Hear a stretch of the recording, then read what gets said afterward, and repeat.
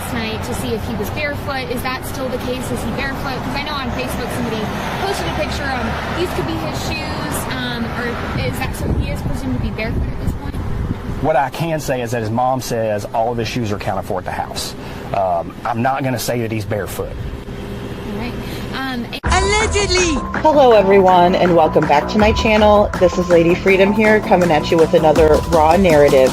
Here's a brief disclaimer for tonight's show. Let's watch. That's ignorant!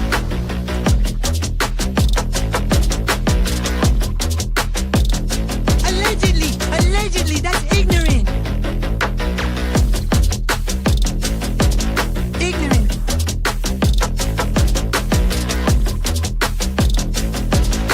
Judgment, Austin. Chloe, you read my thoughts. You've got the shinin. You mean shining? Shh! You wanna get sued? Judgment, Austin. You just use that shin of yours to call me and I'll come a-running. But don't be reading my mind between 4 and 5. That's Willie time. Hey, yo, boss. I love him when he does that.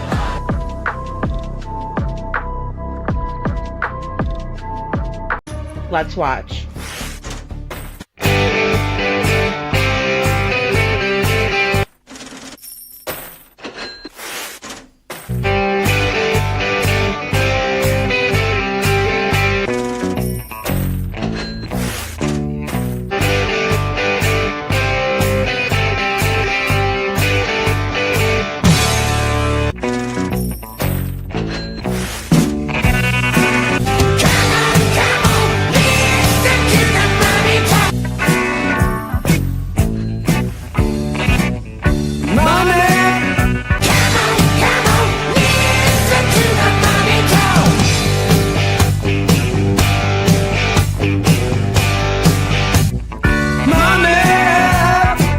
Don't get me back to good bullshit.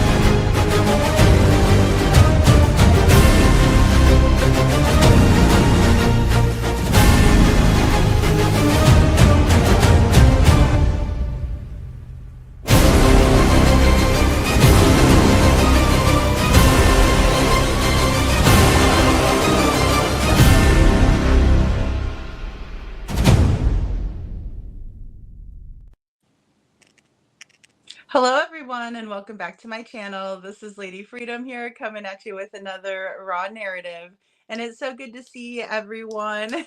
Thanks Queen of Asian or Ocean. Sorry if I mispronounced that. It's good to see all of you coming in. Thank you so much for being here. I saw Town Chat Cafe. I saw Sharon. Yes, Sharon, I'm on early tonight. So I really try to get on really early, but sometimes it just doesn't work out well. But I'm glad to be here early. So 10:30 Eastern time, my time. I know you guys are in Central time. I saw Sammy, Twitch. Good to see you. Connie S. So good to see you, Connie S. And we have Kaika, and you know, prayers for everyone that's dealing with the tornadoes. I have a lot of close friends that were going through tornadoes today, so I'm so sorry, guys. I know it's been rough with that. Hey, VW Holla Girl, good to see you. Um, so yeah, and I was kind of reading through your chats coming in. Um, Tonight I just wanted to talk about Hindsight's video, right, with Mama Risa. Mama Risa was in here last night talking about how they've been working really hard and then they have other things coming up in the works. So I love to hear that. I think there's a lot to be said about the Yellow Jacket guy, right? Um, and then I also have an update from, hey, Hindsight, good to see you. Thanks so much for being here. Um, I dropped like a premiere or a sneak peek, I guess, whatever you want to call it. And it, pushed it all through and said it was all good to go. And then I didn't push the send button. So I just dropped that. And basically it's just kind of like a sneak peek of what we're going to talk about tonight. And re-showing, hey, show poodles, re-showing kind of, the video that we've kind of watched of the photograph, the phone that appears to be Sebastian Rogers on Yellow Jacket's phone, right? He has an apartment inside my head and he lives up there. I don't know who this guy is, right? But we have a comparison video also that we were talking about last night from Hindsight, and it's really, really awesome. Again, we did a comparison as well. I've grabbed that photo, included it in the end just to see another side-by-side comparison, because again, I don't know who this man is, right? Hey, Mama Risa, good to see you. So yeah, just it's all very bizarre, and I don't like it, and it makes me wonder what's going on. So, because I think there may have been a handoff. Then we see, this guy fiddling around in the pouch of his hoodie, and then he's fiddling around in another part of his pants pockets, and it's just really odd behavior, right? And then doesn't order any food. We also see the time frame it takes from when Sebastian and Katie leave the table at the Texas Roadhouse and walk out of the Texas Roadhouse. The man appears to stay in the foyer, the two double doors in between, whatever you want to call that area. And he waits there for quite a while. So we're going to review those videos. And I did a little bit of voiceovers in some of them. So just I think we have a really great show planned for tonight. And I'm glad that I was able to get on a little bit earlier and hopefully catch more people that are awake, because I know I'm a horrible night owl. So let's look at first. I want to make sure that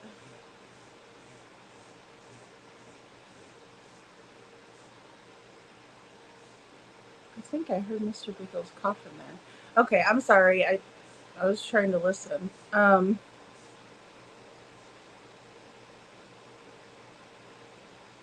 I wanted to kind of put them in order, and I didn't get a good chance to do that. So just hold on one second here. I want to do this brief comparison for really quick. And again, guys, this is not to debunk anybody specifically. I think we're all talking about this guy. He's weird, right? And I think that we're all entitled to have opinions respectfully and be grown-ups about it, right? Is that fair enough? So be kind in the chat. Ugh.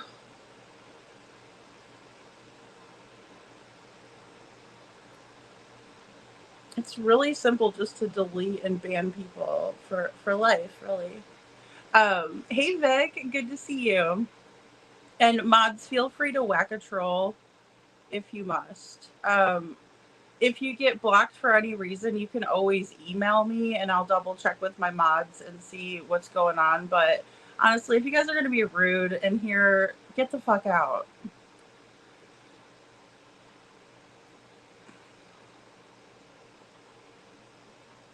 Yeah, so Queen, there that is actually where you'll see the to-go or the employees only door and you'll see the people who are actually working. I mean, they're going in and out. Like, if you ever worked in food service, you kind of know it's a really fast-paced environment, especially at, around dinner service, which,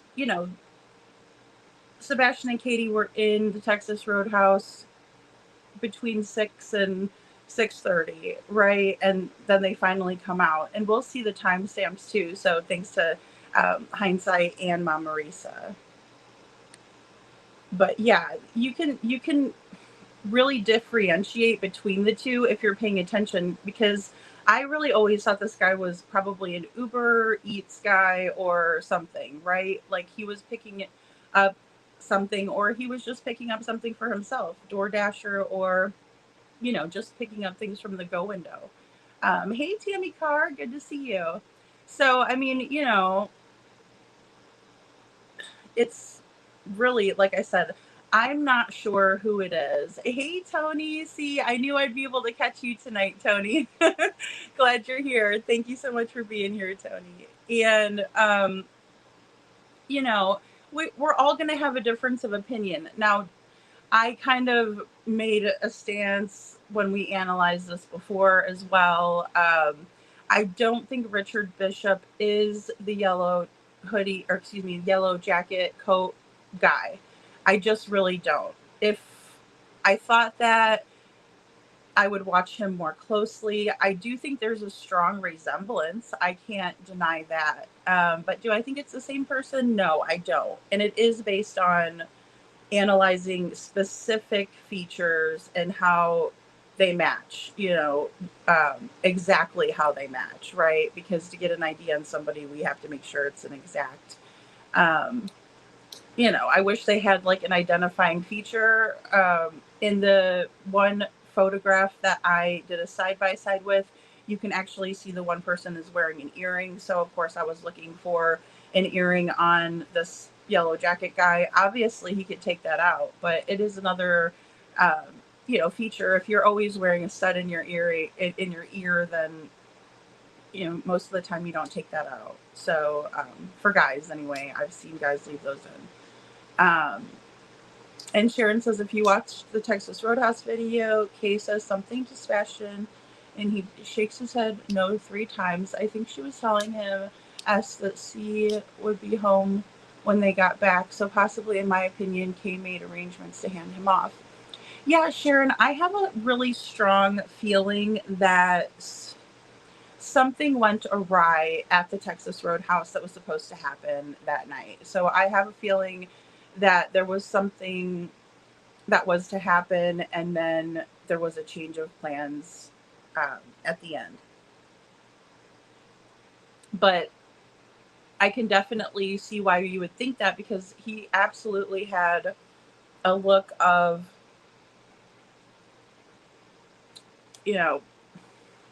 I'm not going to say fear, but I will say that he had a displeased look on his face, no doubt. And what Katie was telling him, it seemed like she was being stern with him, in my opinion. Hey, Denise.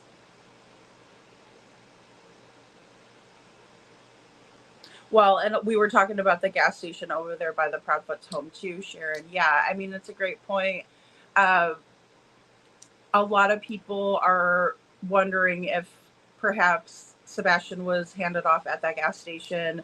There has been some allegations. Now, I haven't seen any of the footage or pictures that Katie was sighted at the gas station near the Proudfoot's home. And I'm not talking about the little General Worsham's or whatever. It was a different gas station. But we've never seen footage of that. I would also, of course, like to see the footage from Strike and Spare. That would be helpful.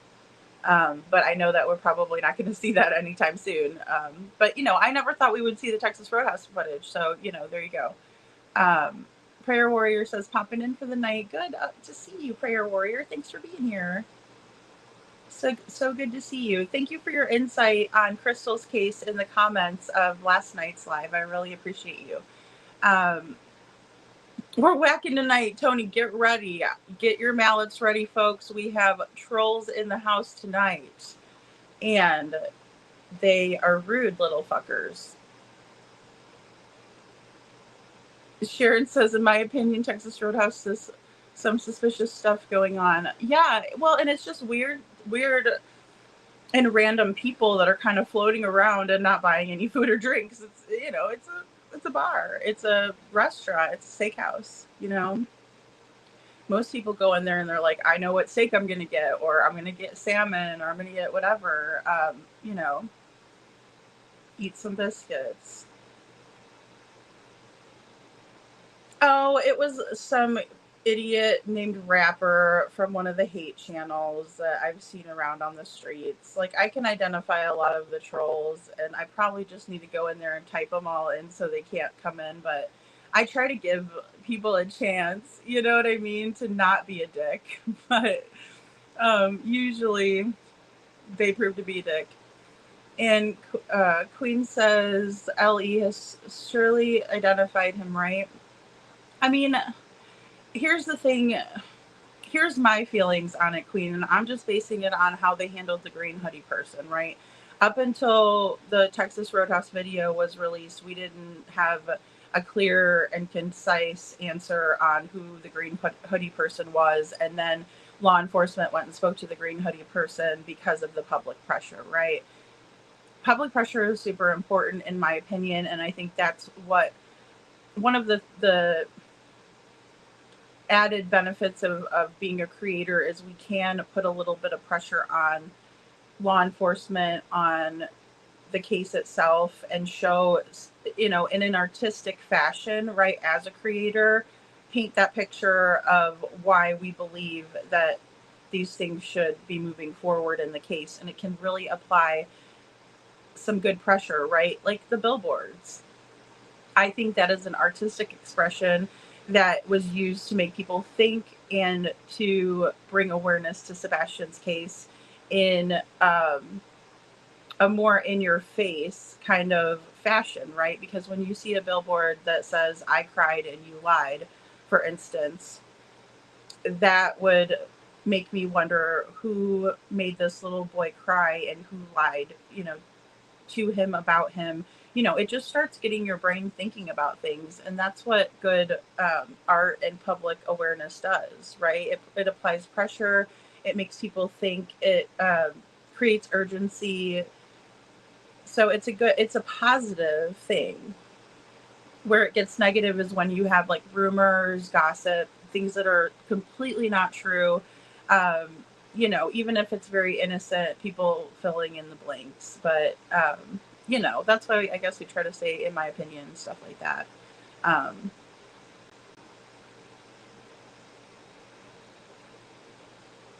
Yeah, well, Mom Marisa, he had to have been delivering the shit out of Taco Bell, right? Mom Marisa says, considering he was driving an $80,000 vehicle, I very much doubt he's an Uber Eats driver, right? Yeah, good point. And, you know, I mean, the vehicle is sketchy, right? The whole entire thing is sketchy. And we don't know, really, we haven't been able to identify if that was where they were gathering intel and information about Sebastian, if this guy was the getaway driver, if, you know, what involvement did he actually have? But it's just so, I mean, it's too weird not to address when he has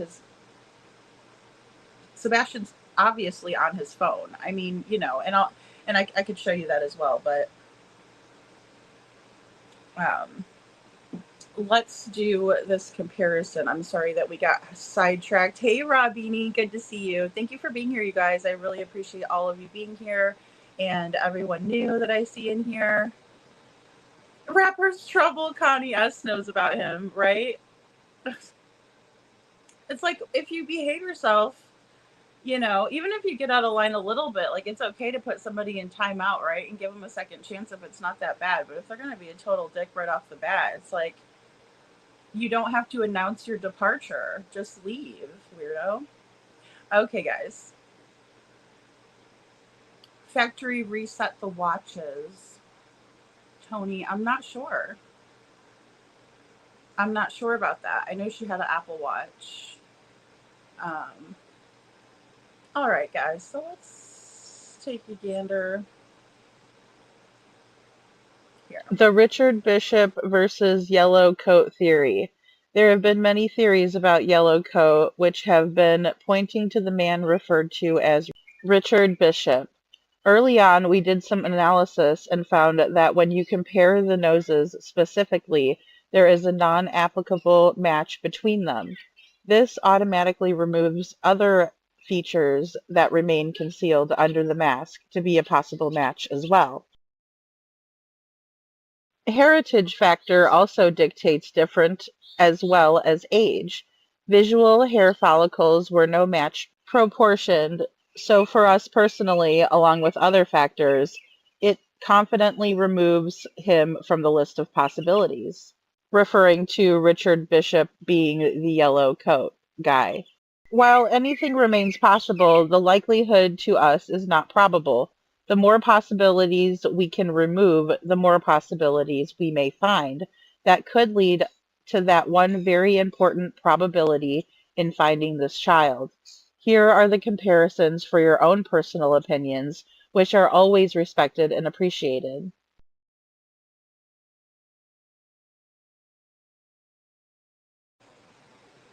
Okay, right here, guys, we can see a side-by-side. Both people are wearing masks, but we can see that one of the noses is more round and the other one kind of protrudes out a little bit more. Sorry for using that word protrude. That's a weird word, but that's just what came to mind. And then we have this side-by-side again. And, you know, I mean, not to be silly, but I mean, I see man boobs on the one guy. I don't see man boobs on the other guy. The other guy looks to be a little bit heavier than the other. Don't get me wrong. There's a strong resemblance. And here's yet another side-by-side kind of close up where you can really see the difference. And I also see a difference in their eyes. One has more The nose rounded of Richard eyes, in my Bishop is more opinion, and the other slender, with person's. pronounced visual nostrils slanting upwards, while Yellow Coat is a wider, shorter bridge with a bulbed end with limited nostril visibility. Richard Bishop also has very pronounced visual lines in his forehead, which are non-existent in Yellow Jacket. And again, here's the side by side that I did showing the earring as well. And you can just kind of see that there's a difference. One guy has bushier eyebrows. And I do think there's a strong resemblance. I wish there wasn't a mask there. It would be a lot easier to decipher, you know, without a mask. And again, there's Sebastian's missing flyer, up to $500,000 through Dog the Bounty Hunter and his team.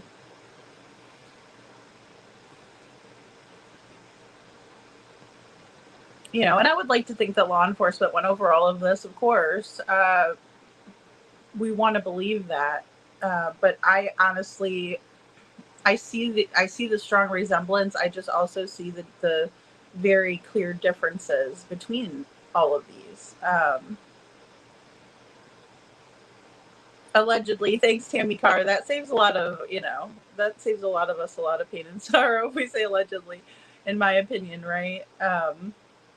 When I first started on YouTube, I was like, why does everybody say that? They kind of sound like they're not telling the truth, or, you know, I thought it was weird.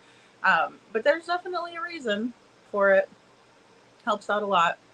And Town Chat Cafe says, Lady Freedom, in my opinion, I think it could be possible that the guy in the navy pea coat could be RH. He went to the takeout window and then went inside just before KK pulled up at the beginning of the video. Okay. Oh, Lord, help me out with these initials. RH.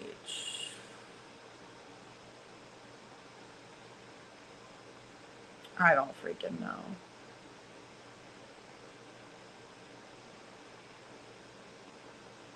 Oh, Robbini, I'm sorry. Did I miss something in the chat? Oh, with your mom. Oh, my goodness. Well, prayers for your mom, Robbini. Aw.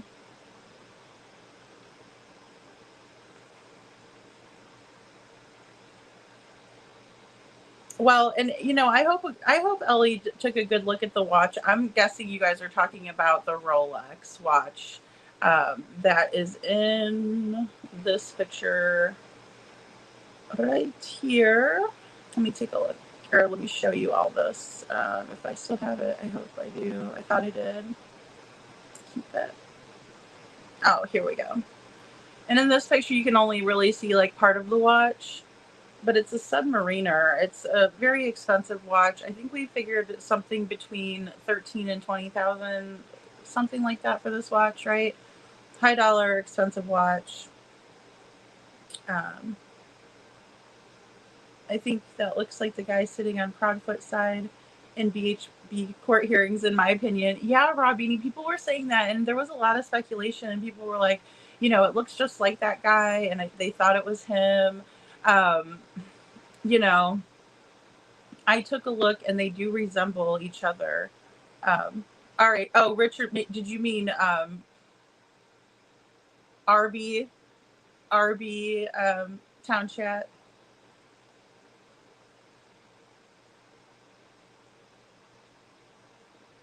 Oh, Tony, I did an update last night on Crystal's case.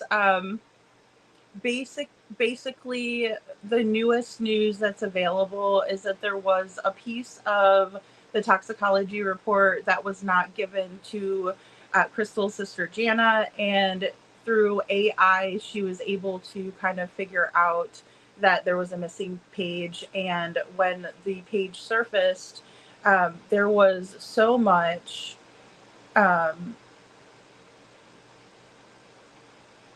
Benadryl in her system that there's no way that she could have ever taken her own life in the manner that her life was taken in. So really bombshell, news, in my opinion. Thanks, Town Chat Cafe. That's what I was thinking when you said typo. Thank you. Hey, Suzanne. But we did go over that last night. That has been confirmed through Jana. So, it's just one of those things where another entity, another piece of, really a community effort that you do have when someone passes away. Like usually the coroner shows up, right? And then you're taken for a preliminary autopsy, and then maybe you'll go for the full autopsy. In Crystal's case, she was sent to Arkansas, and Dr. Peretti was the fella who has ethics violations, and also failed to put this very important page number 2 in his report. And so, he strikes again. But another epic fail on the part of those who are supposed to be entrusted to take care of our remains when we pass, right? Not only that, they're blaming her and saying that she took her own life, when, in my opinion, it was her husband, Tony Jones, who took her life.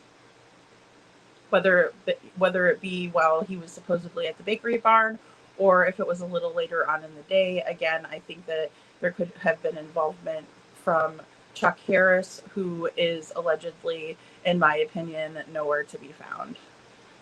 Hey, Babs, good to see you.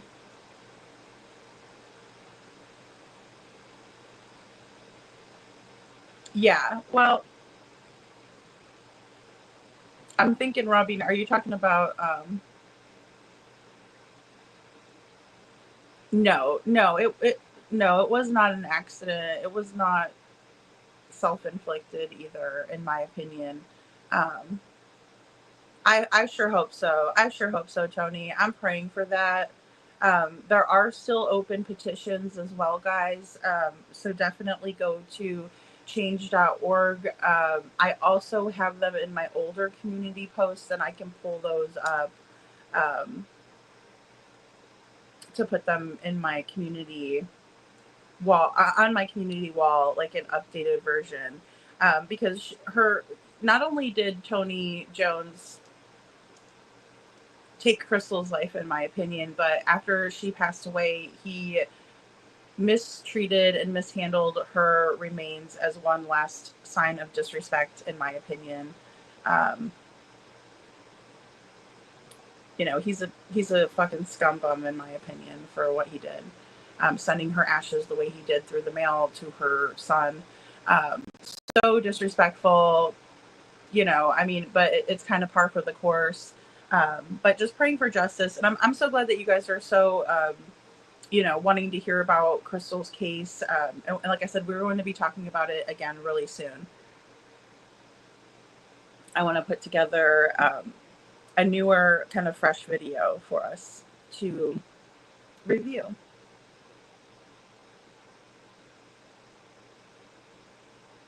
Sasha, YouTube is wild.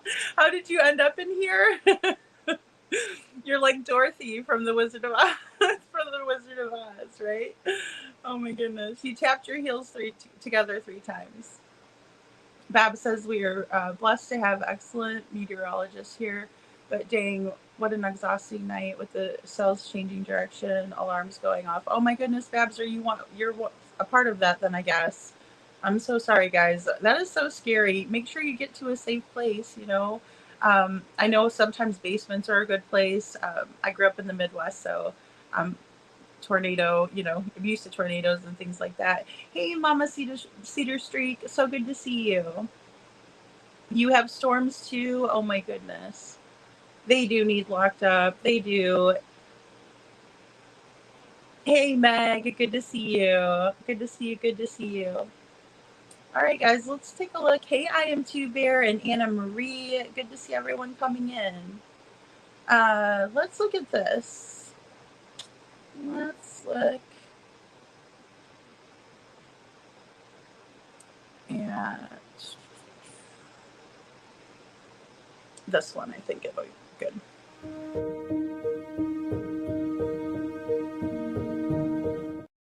Huh, sorry, I was wrong. Here we go.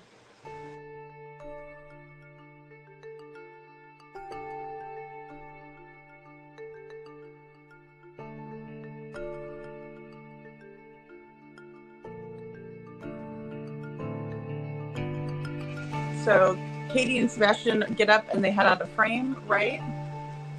And then at 6:23, they all 3 exit together, right? And I slowed this down just a tad. And that means that allegedly the yellow coat waited for 1 minute and 44 seconds, guys, in the door, in between of the door, for Katie and Sebastian, so they could all exit at the same time, all 3 of them.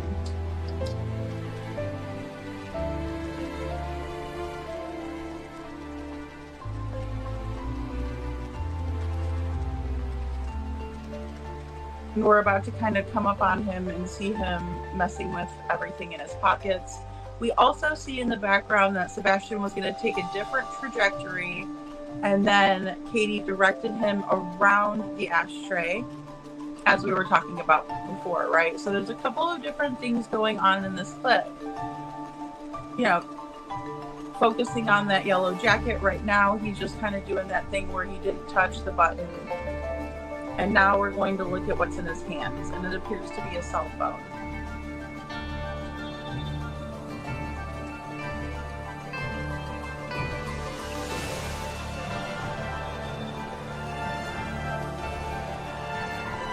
And then according to Grok, the feasibility of this, right, Grok 3, you could buy an unlocked iPhone 15 Pro with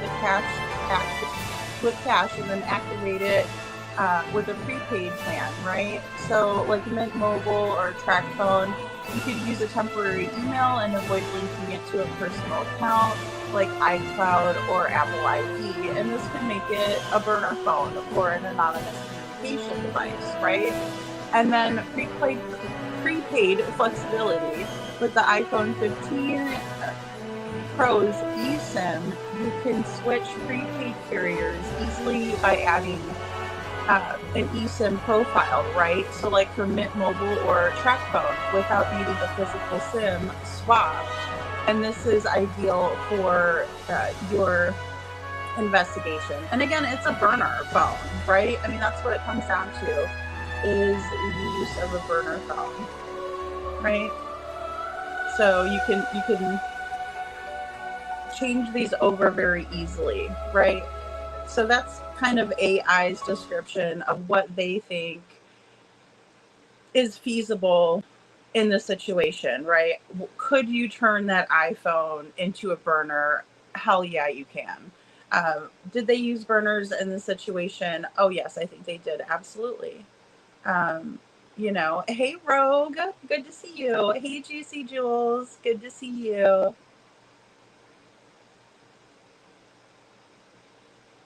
Oh yeah, Yellow Jacket. Yep, you're correct, Lady Freedom. Well, he's just a weird guy, right? He's totally weird. Sasha, I'm scared. Sorry if I use scary music, or if you're scared of the storms.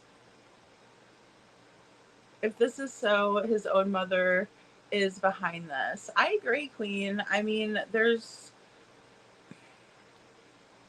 been a lot of speculation, right? And I really do believe that something was said and something was told to Sebastian, like, look, you're going to be doing this. And then he seemed to have been very apprehensive, very nervous about the situation. And then all of a sudden we see them exiting. And maybe she just decided at the last minute to, you know, for lack of a better way to say it, to abort the mission and just decide, hey, we're not going to do this right now. And then the 3 a.m. lights come into play because that's where they're bringing Sebastian out, in my opinion, allegedly, of course. I do think Katie is behind this. I do think she has more guilty knowledge. She definitely knows more than she's letting on, in my opinion. I mean, I do believe that. So, thank you, Rogue. Thank you, thank you. Yeah, Bishop is, I mean, they're both bald, you know, they're both bald, Sasha. No, he never had a bag of food, Babs. Never had a bag of food. Nothing. What was he doing there? You know, same thing with Green Hoodie. Like, she just goes in and uses the bathroom. Like, I'm not saying that, you know, all of us are human beings. We all use the bathroom, right? And sometimes you have to go. And so it's one of those things where you just stop in wherever.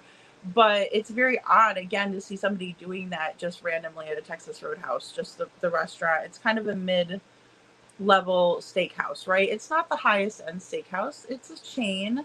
But it's not cheap either. And, you know, you just don't see transient people going in and out. That's not what restaurants want. Again, like what I was saying last night, you know, when you're a server, you want to turn your tables as quick as you can because you know you have, you know, 4 hours to make your money. So as fast as you can get people's food and get them turned out to get another person sat in your section, the better, because they're going to make more money that way. And so that's the way to make money.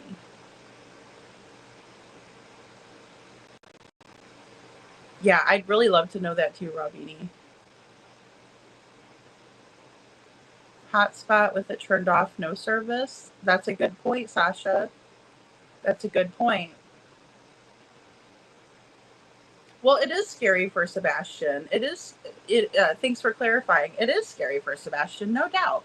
No doubt. I mean, watching, and, you know, when you go over this footage over and over and over again, but I remember like seeing it for the first time, it was terrifying. Seeing it for the second and third time, analyzing it over and over again, it is. Just watching him walk out, knowing that was the last time we saw him get into the vehicle, and that's the last known footage of him, allegedly, except for the garbage being taken out. But again, you can't tell who that is. There's no way to really tell.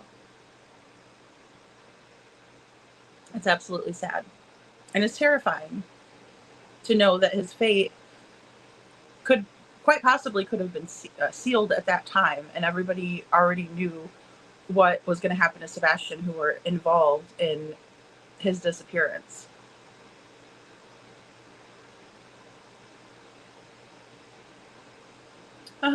Meow, maybe he was looking for a girlfriend. Prayer Warrior says, finished my ice cream now, I can chat if I have something to add. Prayer Warrior, that's awesome. I hope you had good ice cream. It's definitely the time of year for good ice cream. Yeah, Mama Risa, he did go to the bathroom. He sure did. Yellow Jacket is just wandering around, no food pickup, no intention for being there. Absolutely. And it's like he's waiting and watching over their table too, because remember, he goes into the other part of the restaurant where the bar, they do have that full bar, and then there's other seating on the other side of the restaurant. And he was just over there. And, the funniest part about it to me is that none of the wait staff, anyone, even a busboy or a busser, I shouldn't just say busboy, but none of them just like walked up and said, "May I help you, sir?" He's definitely out of place. And then he's just randomly in there. Hey, Cece. Good to see you, Cece. Thanks for being here. I hope you had a lovely vacation. Cece says, I missed everyone. We missed you too, Cece. It's great to have you back. I hope you got to relax. That's awesome.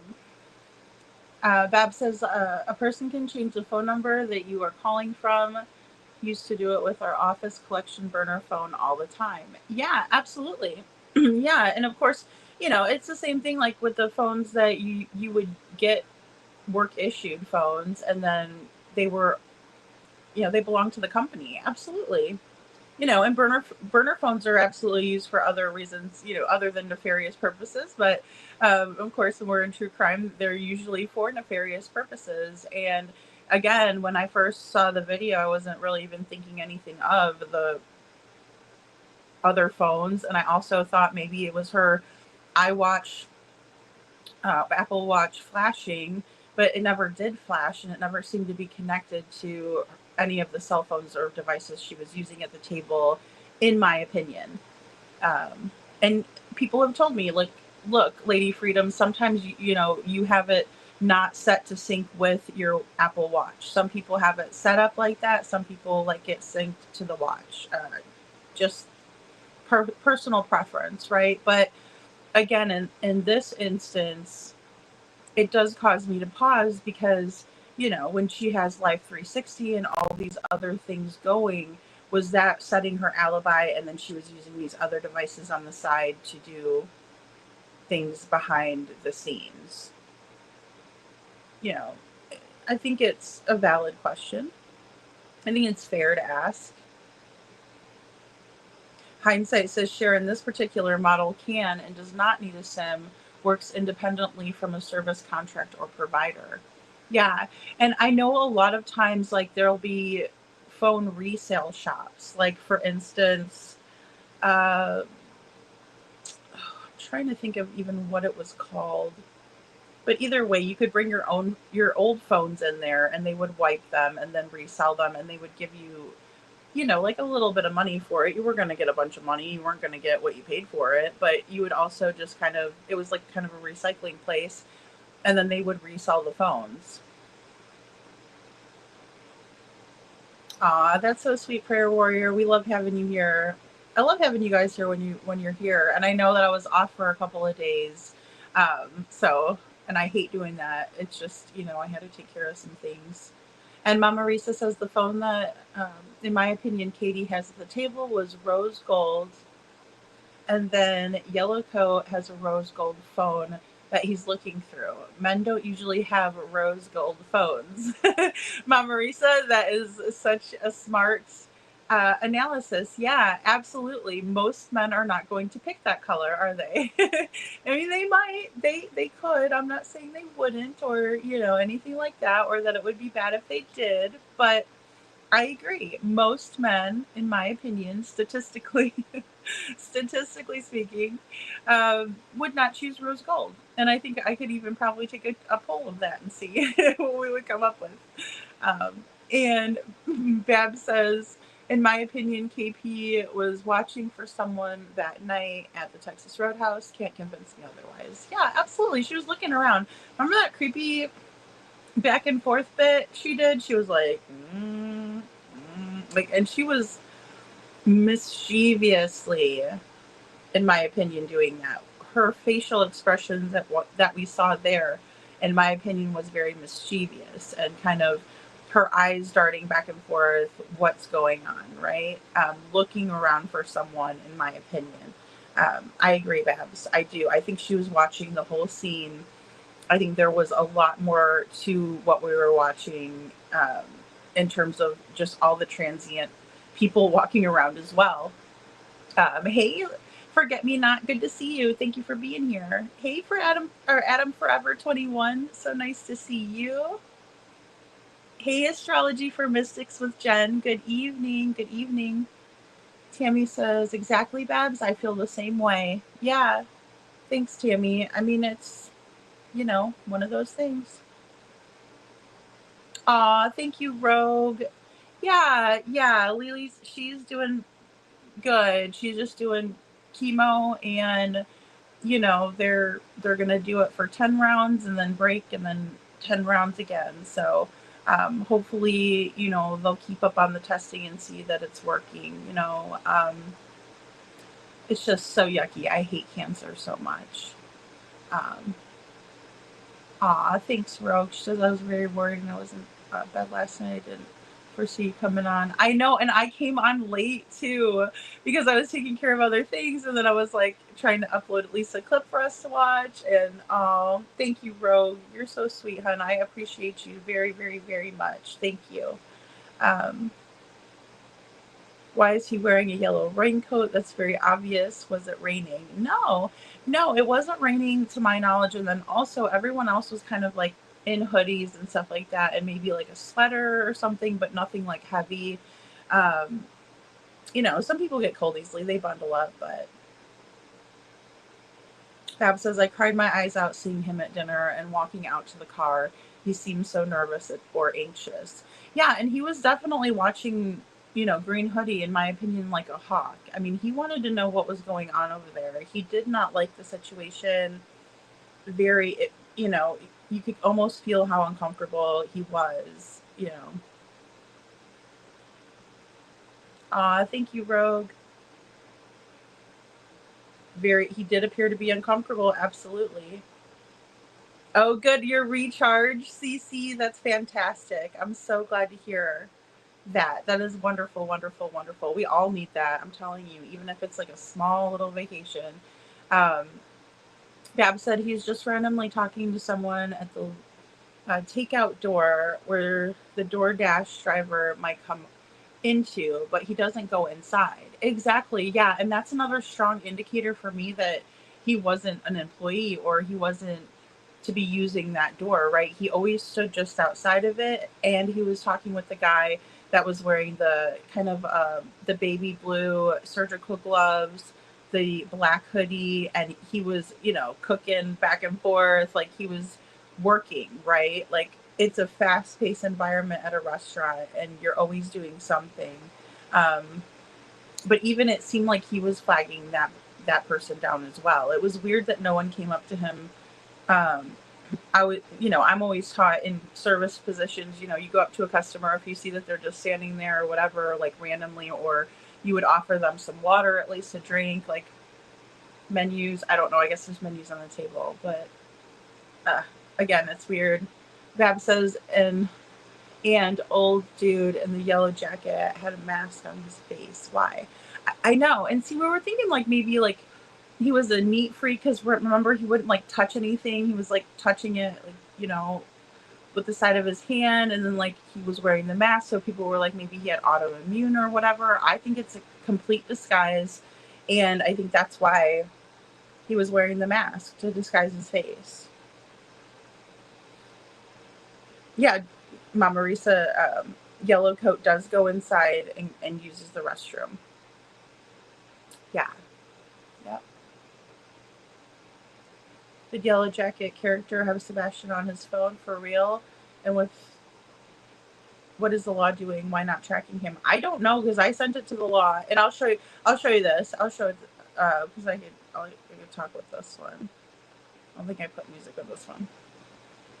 Right.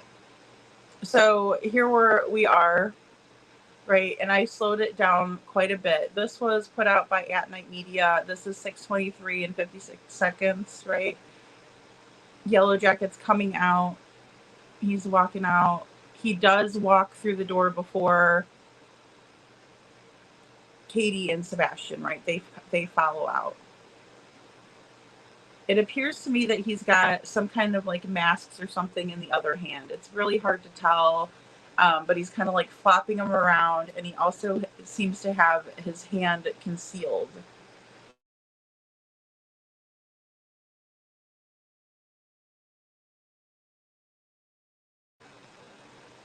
Some people were actually thinking these were like gloves or something like that.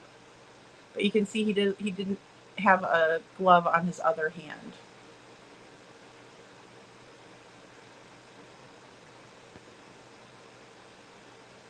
And as he comes up here, you can kind of see him. He's going to this window. This is where he's going to tap on whatever service button I'm assuming is there. Or what appears to be there, right? And you know, he doesn't touch it. He kind of does it with the side of his hand, the other side of his hand.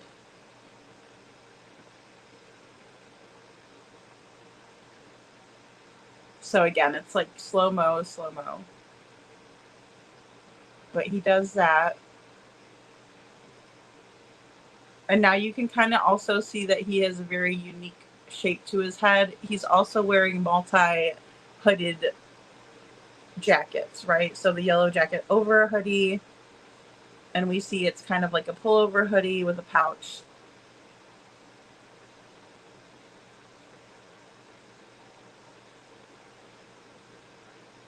Now, as he pulls the phone out, this is footage from the Texas Roadhouse. You can see a shirt, Sebastian's Yoda shirt, in my opinion, starts to form on the screen. And if you watch very closely to this phone, you will see that Sebastian comes into focus.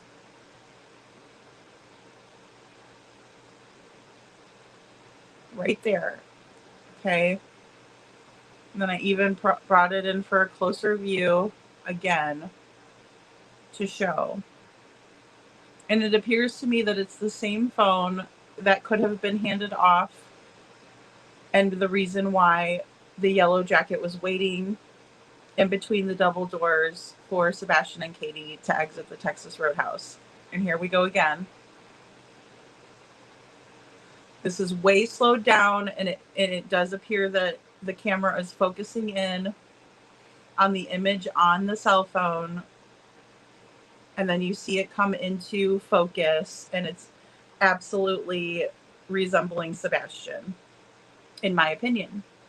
So that was the video that I put together, right? And again, as I was doing all this, and then I had, you know, hindsight, I didn't know until I went over and watched her awesome videos and shorts that her and Mom Marisa had been working on these analysis too of the Texas Roadhouse video and the yellow jacket. So here, I want to show you this as well.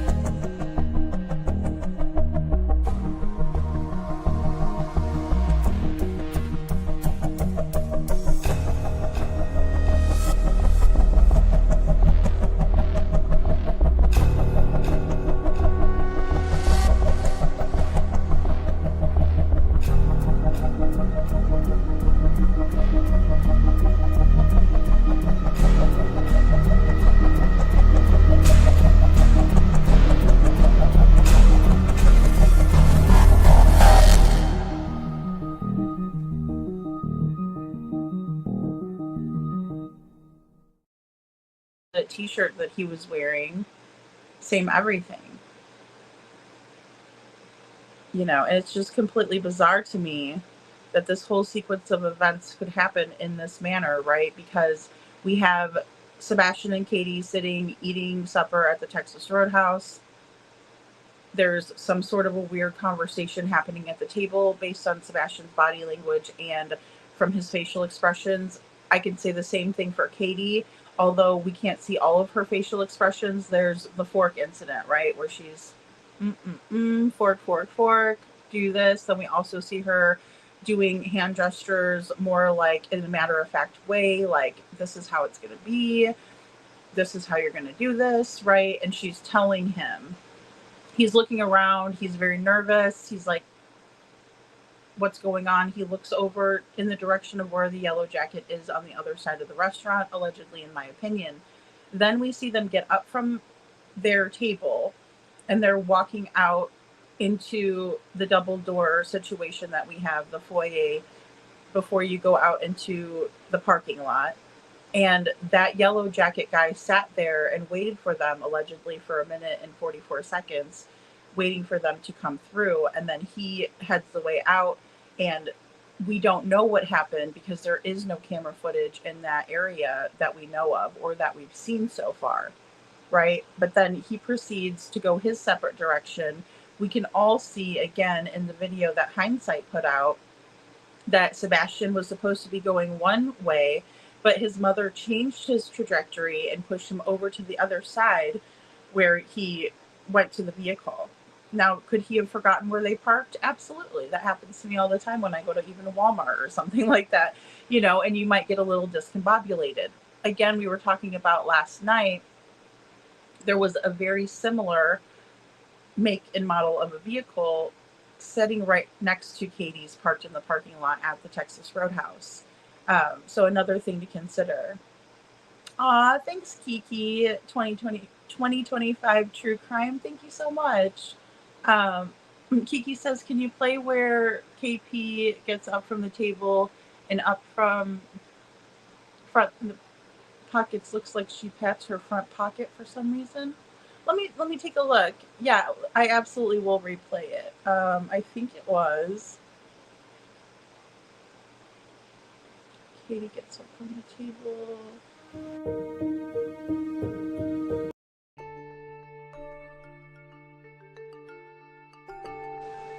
Okay, here we go.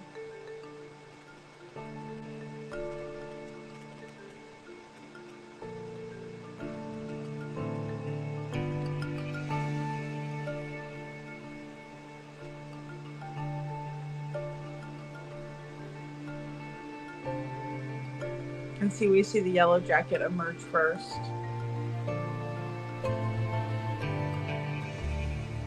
Which would make sense because he probably would have been closer to the exit than anyone, right? Them coming out after him.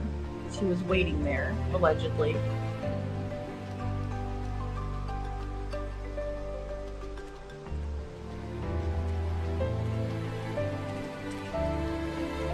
And again, this is where we see Sebastian going one way, right? But then he's directed around the ashtray, the other side of it, right? Because he was about to go through the right-hand side of it, but then he goes around to the left-hand side of it. And you can see him completely change his course. And then Katie walks through, and that's where Sebastian is very fixed on the green hoodie, in my opinion.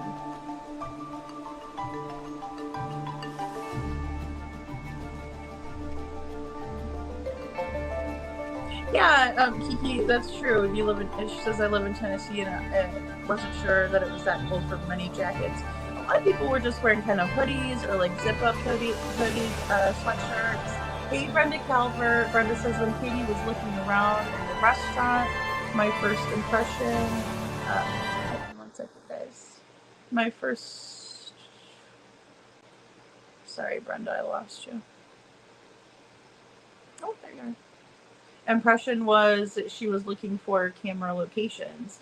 That's very possible. I mean, she probably was really kind of trying to take in her surroundings, especially if she was trying to do something she wasn't supposed to be doing, in my opinion.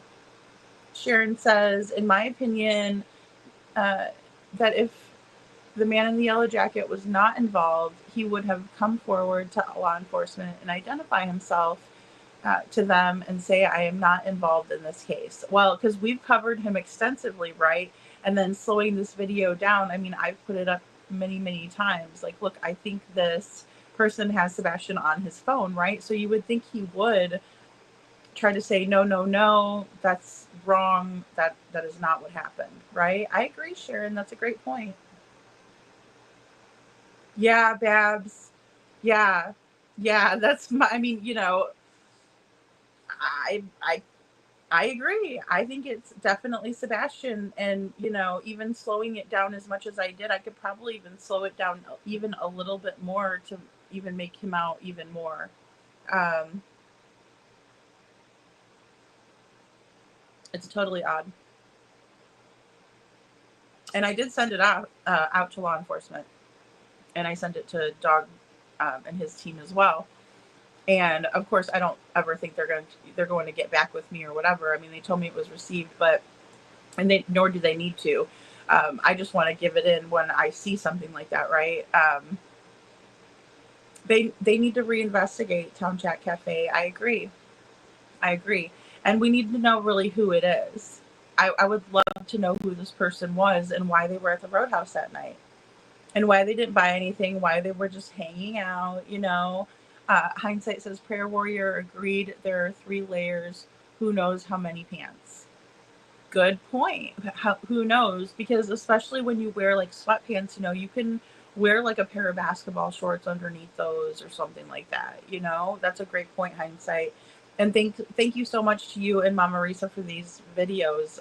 These are fantastic, showing us kind of what to zero in on, what to focus in on, right? And then giving us time frames to where we can really identify. I mean, 1 minute and 44 seconds is a long time. If we were just to sit here in silence for 1 minute and 44 seconds, you guys would get bored as hell and you'd be leaving, you know, and then you'd come back after 1 minute and 44 seconds, right? Hopefully. But it's just, it is what it is. It's an extremely long time for someone to be waiting inside the doorway. Waiting for what? Obviously to meet Katie, because she wasn't being fast enough for him. You know, he was already waiting out there, in my opinion. And Vic says KP had to run there to see the footage from the Texas Roadhouse. No concern about a strange man with the picture of Sebastian. Something is so not right. I agree, Vic. Absolutely. Most definitely. They ran over there to see it, hollering, causing a scene, and that sort of thing. And then the next thing you know, we see this on this man's phone. Why is she not concerned, right? Why are they not concerned about the 3M flashlight? It's just all strange. Hindsight says, Sharon, in my opinion, I agree 100% with you. Rogue says, Kiki, I haven't thought of the DoorDasher scenario. Others have, though, and maybe they could be, or that maybe that could be it. Not very suspicious behavior for just picking up food. Yeah, absolutely. And I would have felt so much better had he picked up something, you know, or if he just ordered a drink at the bar, even if it was water. I would have thought, okay, he's stopping in for something, right? But he didn't order anything. Hey, I am Two Bear. I am Two Bear says, I don't think it looks like Sebastian on his phone. Yeah, and that's fair. I am Two Bear, you know, and that's kind of why I put the videos up, because I want you all to tell me what you think. So I appreciate you, you know, going against my opinion and, you know, some of the popular opinions. A lot of people have told me, like, look, I can't see it. I cannot see the formation of Sebastian on that phone, you know, and I totally understand it because it is really blurry. It comes into focus for a very short period of time. And, you know, what the kicker was for me was the Yoda t-shirt, because you can see Yoda's ear and then like his round head, right? His green round head. Kiki says, that's what I was wondering, Rogue, because they use their phones a lot. Well, and we know they got rid of phones too, you know.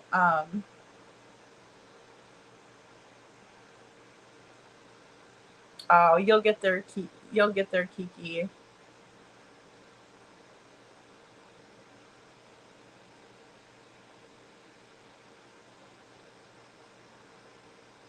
Oh, thanks, Town Chat. Town Chat says, just a friendly note, there are other clear videos showing that definitely Sebastian on the phone. Maybe Freedom, or blah, maybe Lady Freedom can find one that is even clearer for her to show us. You know, I don't have many other ones that I know of that are even out there, Town Chat. Like, because how I received this was initially from another subscriber that had sent it to my email, and then someone else came in and gave me a clearer photo than that still shot, and then we kind of examined it a bit here, and this one, this still is one that I went and took from the video that I showed, that I slowed all the way down, right? And you might have to pinch to zoom, so I apologize. But when we're looking at this, we can see Sebastian right clearly. He's all the way into focus in this picture. Somebody had sent it over to me, and I really wanted to make sure I went to the source and that I could recreate the photo just as it is, like here. And then I also filtered through and did a couple of, light enhancements on the photo. But this is what I came up with. So I definitely know that this is from the footage from the Texas Roadhouse, right? And I went and found it myself, zoomed in on it, slowed it down. And it isn't going to be very, very clear. And the only reason for that is because, of course, it's going to be distorted when it's a camera looking at a phone, filming a phone, right? Because that's why it was hard for me to even decipher whether it was an actual image, a still image, or if it was a video, if it was an image coming into focus, or if it was a video. And then, of course, it makes it harder to decipher when you slow it all down, too. So, just something to keep in mind. You're welcome, Hindsight. Thank you so, so much. Hey, Lori.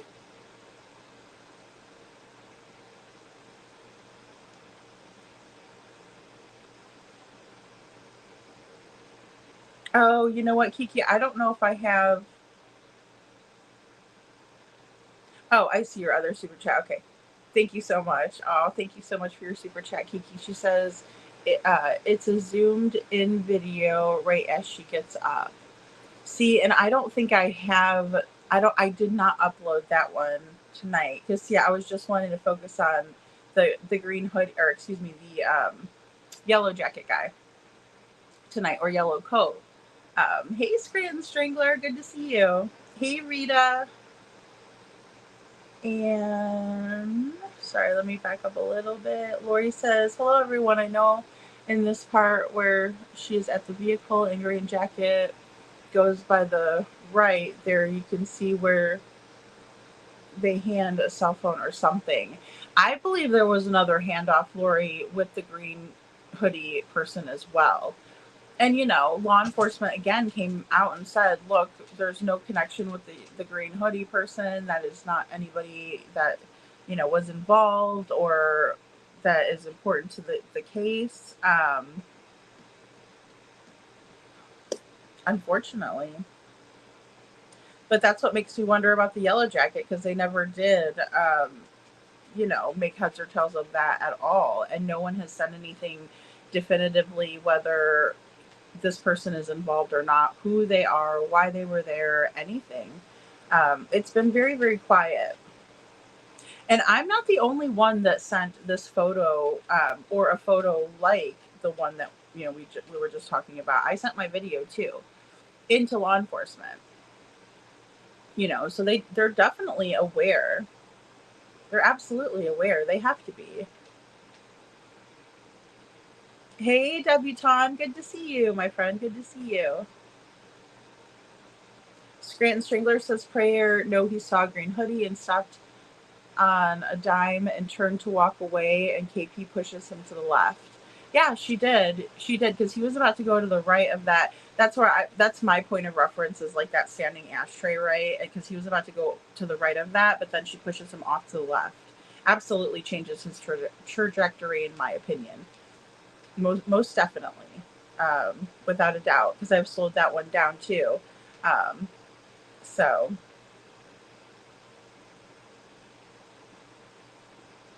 Rogue says, think about it.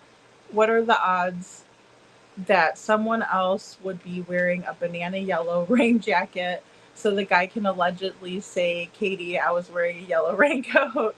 Right. Well, and we talked about that too, because some people was like, well, that's real inconspicuous for him to wear a yellow rain jacket, right? Bright ass yellow. And what's wrong? What's wrong, Beak? And he's like, pay attention to me.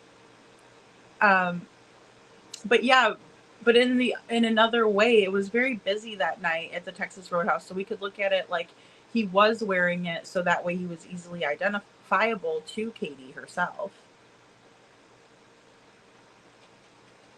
So I agree. That's a great point, Rogue. Thank you. She was looking around hard, Rita. I agree. I still don't understand why Yellow Jacket guy was just hanging around there, not doing anything, walking back and forth. And yes, he looks like the man behind the Proudfoots in court. Babs, I know, and a lot of people say that. I should probably pull in a picture of him and see if I could get a picture of him. I probably said I might do that last night, and I just didn't get around to it. So, the guy from court. I saw the guy from court. You know, I mean, it's tough because he's bald. The good thing about him being bald is you can kind of identify the shape of his head, which I hope that makes sense. It doesn't sound weird, but like, you know, you can see the shape of his head better. Could be an identifier. Could not, you know, help at all. So, yes, thank you, Kiki, so much. You guys are awesome.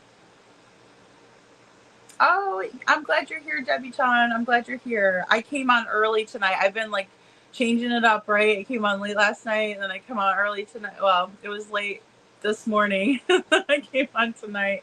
But I'm trying to play catch up, and there's so much to talk about. Like I said, there's so many interesting details still in Sebastian Rogers' case. And of course, I wanted to give another update because the RCMP up in Canada did give a brief update on our Lily and Jack Sullivan. So I wanted to come up and talk with you all about that, but I didn't want to be up too late because I have some things planned for tomorrow. So it's just been kind of juggling things around, but I'm so glad to be here with all of you guys. So as always. And Rita says, and yellow raincoat guy looks a lot like Richard Bishop. Yeah, he does look a lot like Richard Bishop. I agree. And we did do a little bit of a comparison too. We did compare, and then we just did another one with hindsight where she compared with, you know, the nose. The nose is a big one, right? Because people have very unique noses most of the time, and they're identifiable. Bab says, good. I don't think Sumner County will ever do anything more than what they've not done already. Yeah, it's absolutely come to a very frustrating standpoint at this juncture in the case, right? Because we would think that we would be able to put some of these pieces together definitively, but without law enforcement telling us more, it's very difficult to do that, right? Hurry back, little Redo, hurry back. LE has never come forward and spoke on Yellow Coat. Thanks, Mom Marisa. Absolutely. I've never heard them come forward and speak on anything. The last thing that we heard from Eric Craddock via Dateline on an email, he said that he is searching for justice and answers for the community. So, you know, I take that kind of you know, is that he's working still. But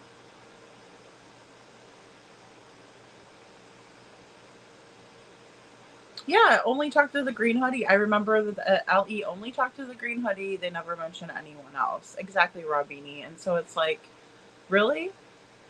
Why not? Why wasn't everyone at the Roadhouse questioned, especially when you're in there not ordering food, especially when you allegedly have a picture of Sebastian on your phone? You know, and I respect it too that other people probably, you know, maybe don't see that, but or maybe I'm wrong, you know, but it is strange, right? Because nothing has ever been said about it, and we would think that people would be getting cleared from the Texas Roadhouse. They also kept it very secretive for a whole year. If we're being fair, 10 months, but still. Hey, little Miss Sharon, good to see you, lady. What's ours is everyone's. Aw, thank you for your support of this child. Of course, hindsight. Thank you so much.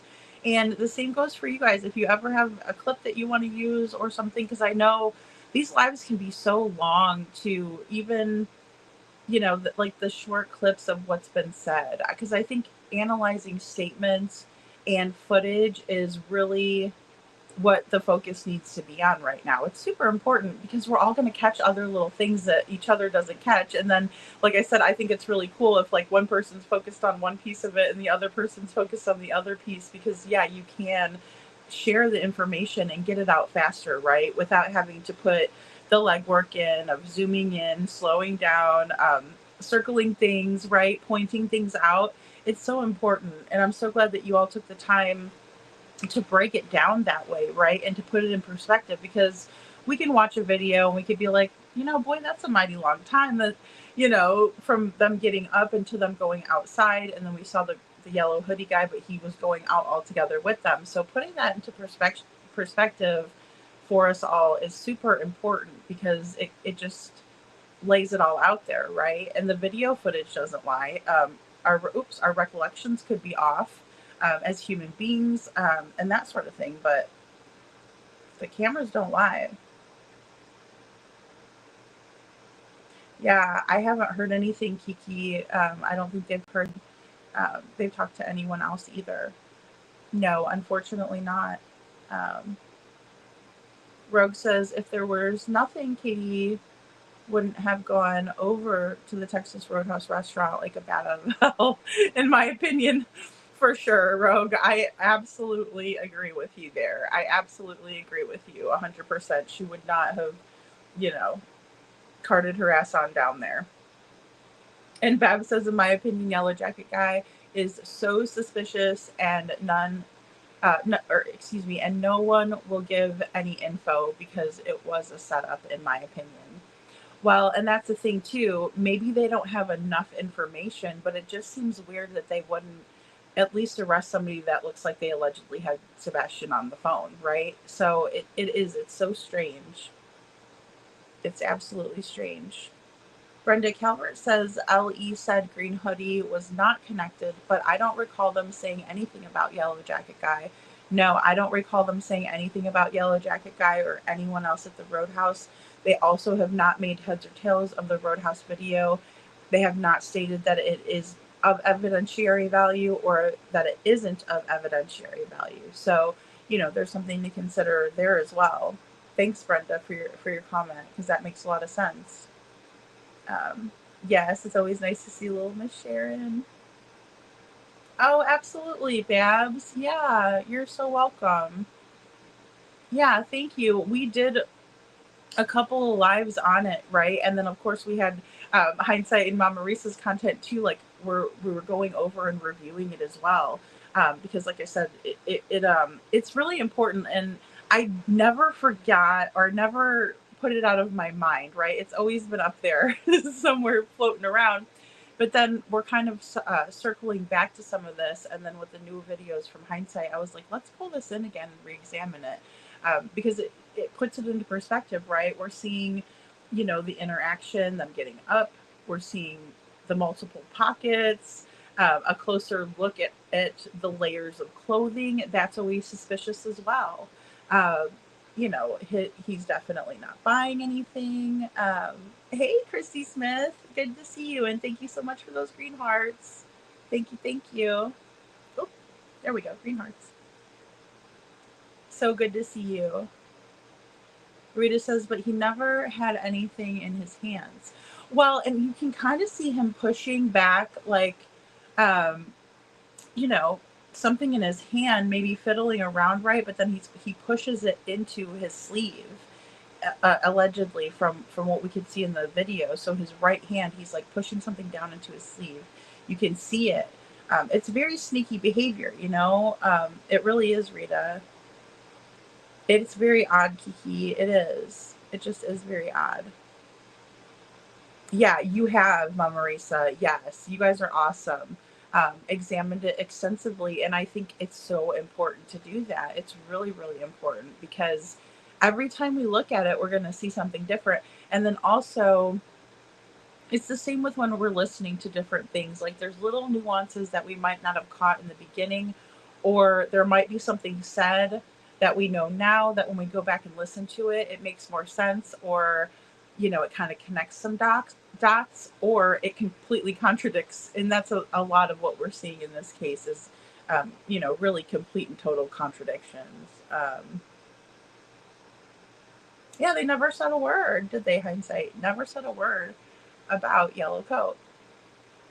We just haven't, you know, even made heads or tails of any of that. Yeah, I definitely think it was Sebastian Vick. I do. And, you know, if I didn't, or if I had a little bit of doubt, I would think, you know, perhaps it's not. But everything is pointing to a yes for me.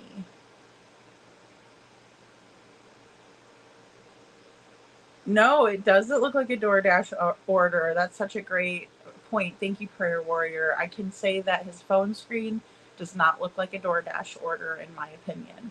No. And I mean, I don't know what it looks like for a DoorDasher, like what their interface would look like from their app, if it's different. But like, I've ordered DoorDash before, so I'm familiar with that. So I mean, honestly, you know, if it looks anything like that, you can see like all of the, you know, little avatars for the different stores and logos and different things like that. You know, and I think there's like coupon sections and stuff.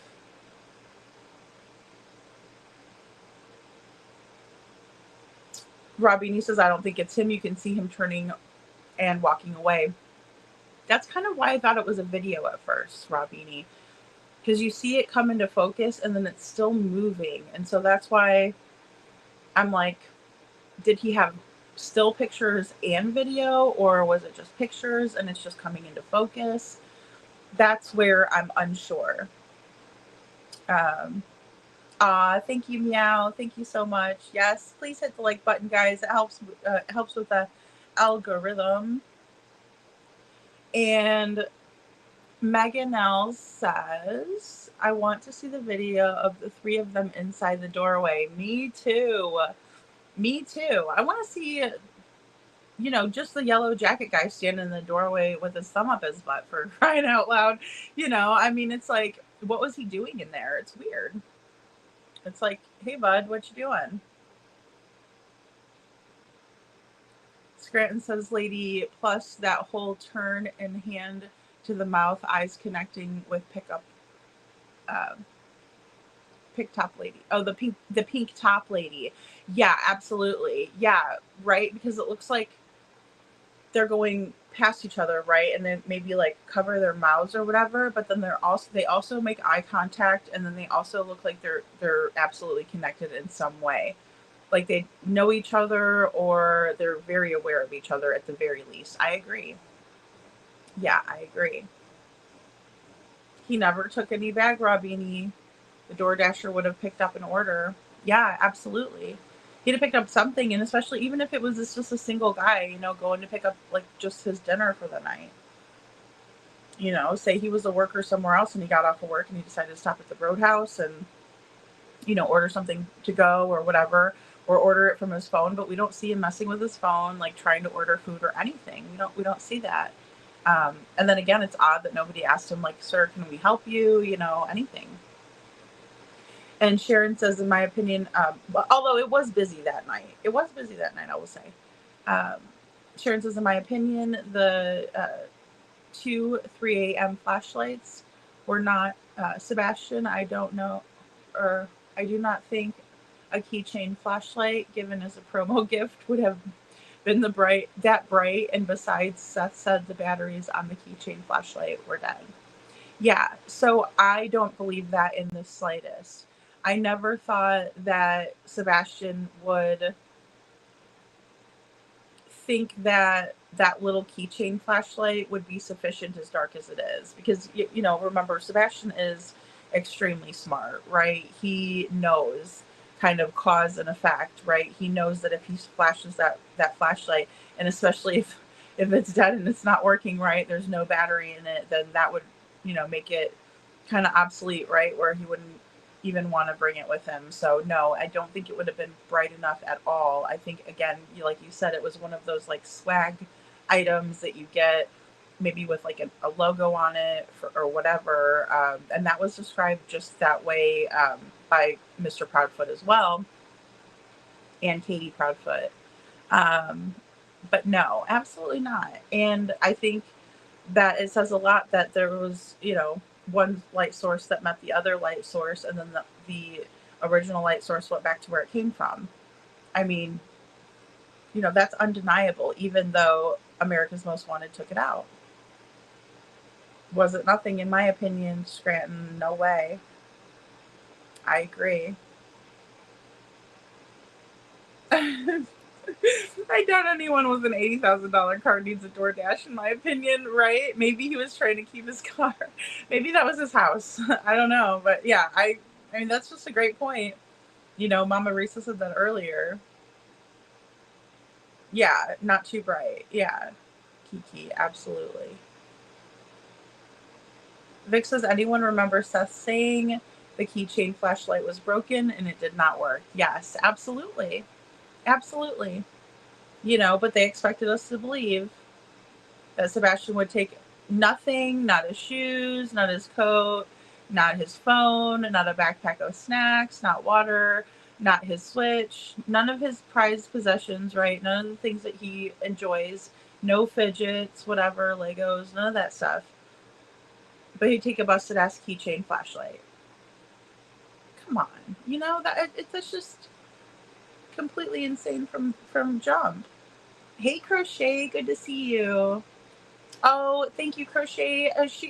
She is not my daughter, but she is a family member. So thank you so much. She's just a little 2-year-old precious sweet girl. You know, so I'm definitely grateful for your prayers and things like that. And I've been telling my family as well, you know, so they're so grateful too for all of you guys. And definitely feel the love and everything. So thank you so much. Cece says, I don't know, Robini. I had a DoorDasher with a BMW once. Nice, Cece. Yeah, absolutely. And I mean, you know, you would think you wouldn't want to put the wear and tear, you know, that it takes in delivery jobs on your BMW, but hey, maybe you like to be flashy. Hey, Bubbly Beth, good to see you. If you look closely, yellow jacket and the lady in the sweater put their hands up to their face and are talking to someone. Yeah, I agree. And again, these are all these transient people that really don't buy anything or grab any food or anything. Absolutely, Bubbly Beth. Thanks for being here. And Christy Smith says, my heart is broken. I pray to go. Sebastian is just living somewhere else. Or I pray to God that Sebastian is just living somewhere else. Yeah, and I know there's been a lot of speculations on the schools and things like that, and we've definitely talked about that last night. I wouldn't put it past that situation to be true, you know, and I'm praying with you too, because I know it's just an awful situation. It's been way too long. I'm not sure what type of vehicle. I bet you hindsight probably knows the exact make or model of it. Yeah, Lori remembers the flashlight being broken. Hindsight says Sharon agreed 3 a.m. was not Sebastian. It was the return of clothing and picking up things he would need that KP could not bring to the Texas Roadhouse as she would have asked why, or as he would have asked why, in my opinion. Yeah, see that's an interesting theory too, because I agree. I don't think they were Sebastian either, and I think it very well could have been grabbing more clothes and things like that um, that they couldn't bring, and there could have been that handoff, right? Because I know there's some evidence that's pointing in that direction. Absolutely, you know. And I always wondered that too. Was there something that they forgot? Again, even if it was something that was premeditated or that they were planning for quite a little while, right? Things could have gone wrong in the process, right? There could have been things that were not foreseen or unexpected.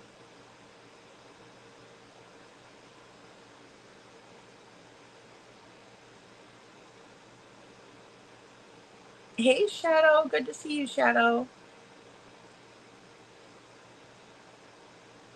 I'm trying to see. Hey, Benny.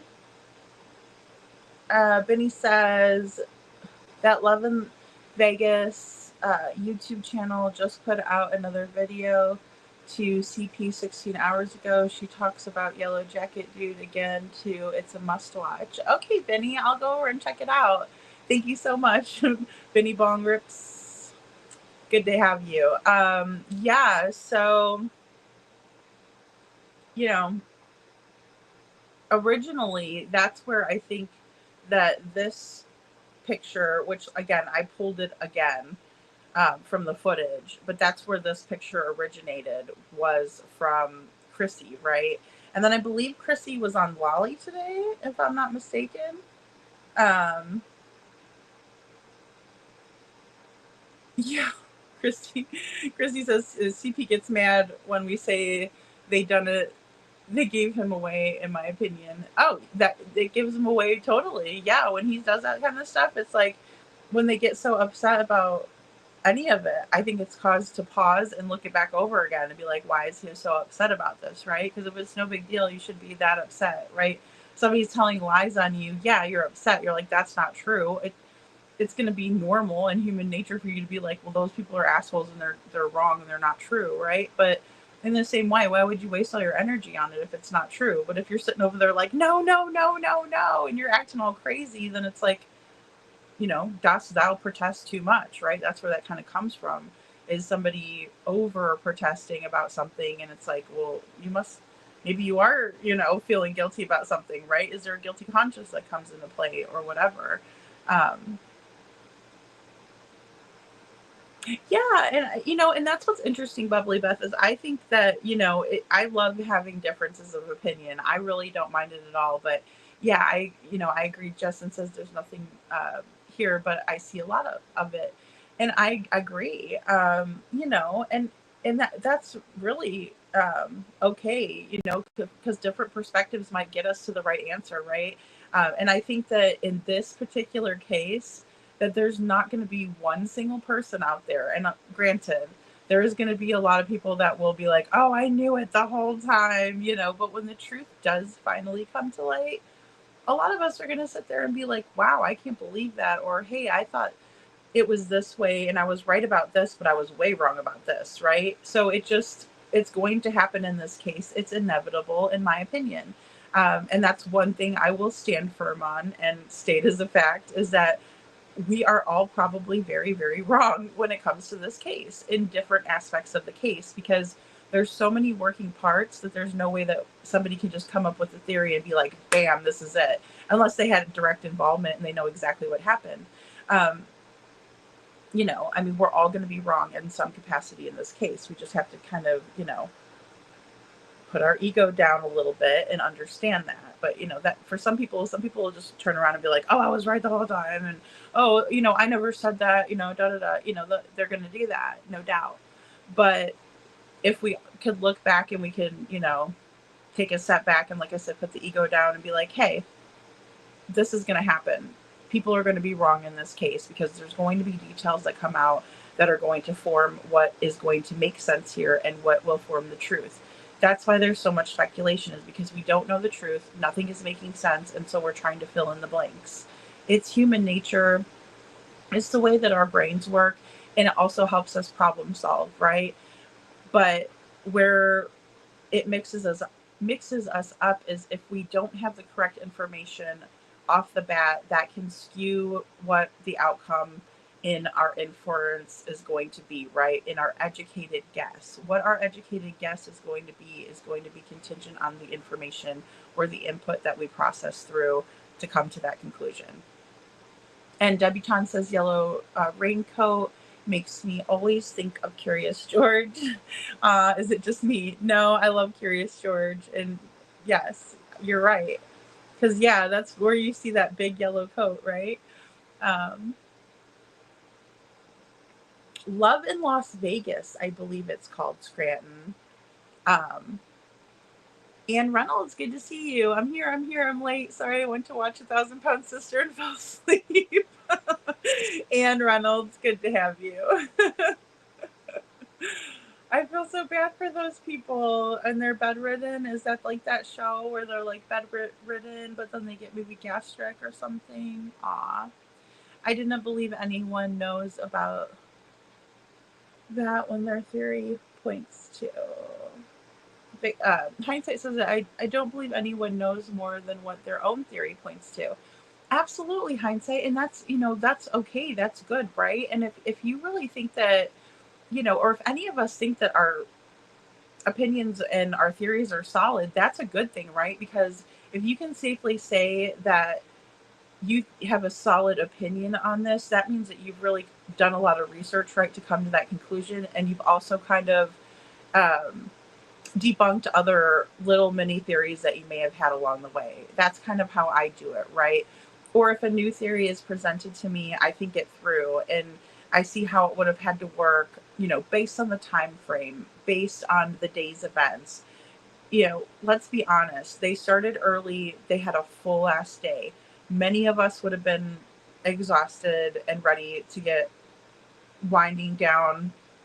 Again, I probably wouldn't have went out to dinner. I probably would have ordered a pizza in, got cozy, chilled out, read a book, something, right? But they just went all day long. Why? Why were they going and going and going all day? So I think those things are to be considered as well. And then we also have to consider that if one theory that we're working on would allow for only Katie to be involved, or if there were other people that would have had to come into play to make the whole entire scenario probable, right? And possible even. So I agree, hindsight. And there's nothing wrong with changing up your theories as well, or changing your mind about something and being like, well, I originally thought this, but then after further review or after this bit of information came out, then I started thinking of it in a totally different way. And that's healthy speculation. And that's like evolving in your speculation and not just sitting in one spot and being like, no, this is my theory and I'm sticking to it because it just works, right? Because there's always going to be, especially in this long investigation, other little tidbits that are going to come out. I'm surprised there hasn't been more people that have come forward with information. I'm sure there has been, but maybe we just don't know about it.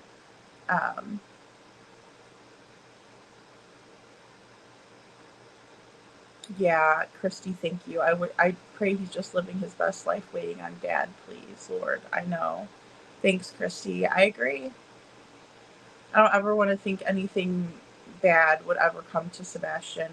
He's just such a sweet young man, in my opinion. Lil Red's doing a live on. Lil Red's doing a live tomorrow about the type of misinformation and grifting on YouTube. Uh-oh, look out, Lil Redo. Okay, well, just get ready to hold my hoops. No, I'm just kidding. Hey, it's a hustle. It's, every day they're hustling. Robbie says, CP said himself that Ellie told Sebastian was deceased, so why would he get mad, in my opinion? Yeah, he's always popping off with something stupid like that, Robbie, and he's like, oh, and then he flips the script like, we're speculating too hard or something. And it's like, you said it. It's like constant stupidity leak out that guy's, he needs earplugs or something. Hey, Trishy, good to see you. Good to see you, Trishy. And Benny says, Scranton Strangler, love in Vegas. I don't know to believe her or not, but I looked him up on Facebook, and it's definitely the guy she claims it is. Yeah, well, she's got a lot of pictures of that Richard Bishop up there, with different people as well, and different players. And then it was just hard for me to follow, and I didn't really follow further along with it. But I was grateful for her catching this image on Sebastian, this image of Sebastian allegedly that was on the Yellow Jacket guy's phone. Allegedly, in my opinion. Yeah, go over and check out Lil Redo's channel. I'm gonna have to come over there and check it out too, Lil Redo. That sounds like it could be interesting. Ann Reynolds says we're having bad thunderstorm. You are, Ann. Everybody's having tornadoes and thunderstorms. Oh my goodness, you guys. I hope you have basements and places to hunker down.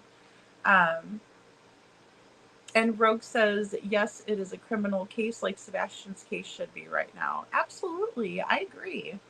And I don't agree when people say it's not a criminal investigation. How can it not be? When they scaled the search back, they started doing an investigation on the case. And I mean, maybe they were investigating a runaway, but in the same way, it's illegal to run away in Tennessee, from my understanding.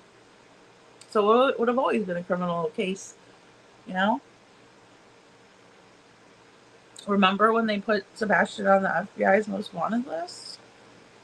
I mean, you did too, Kiki? Oh my goodness, you guys.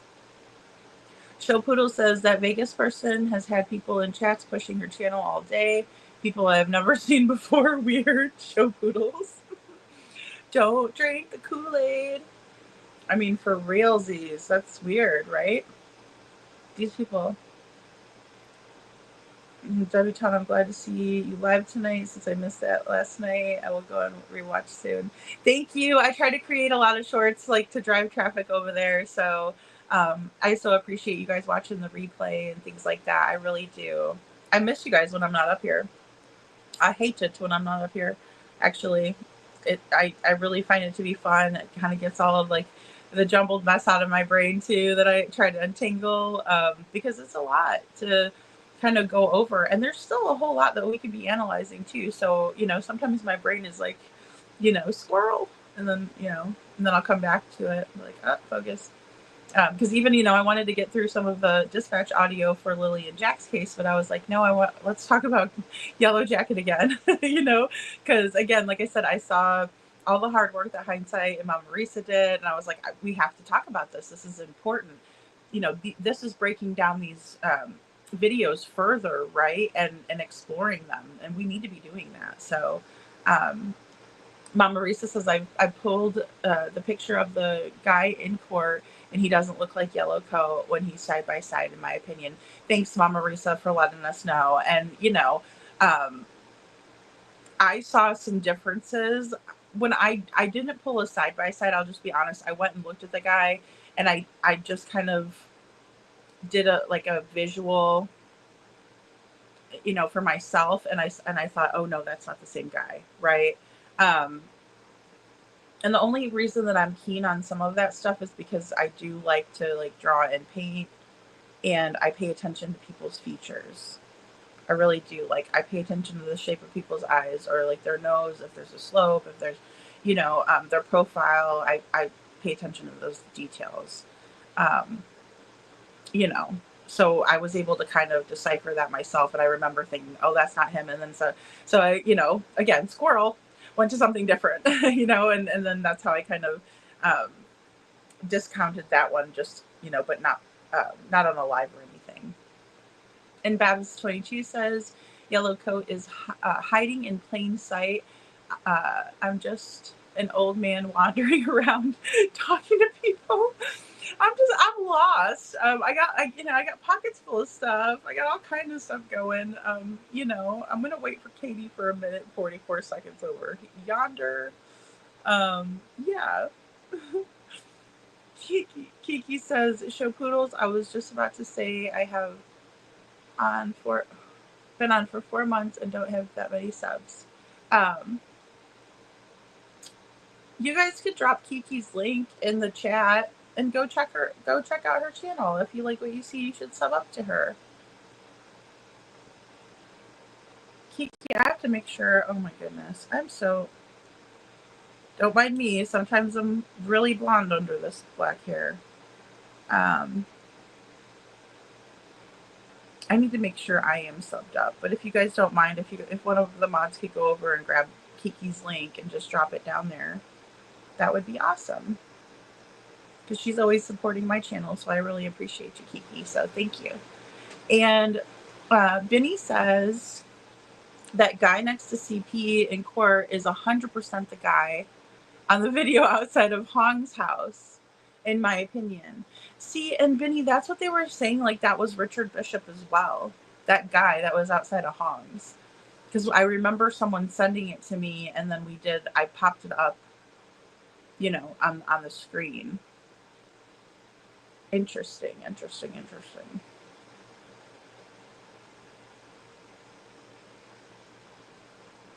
Thanks, Rogue. Babs says, crack ain't searching for anything or anyone, nor is his department, in my opinion, zero faith in any of them.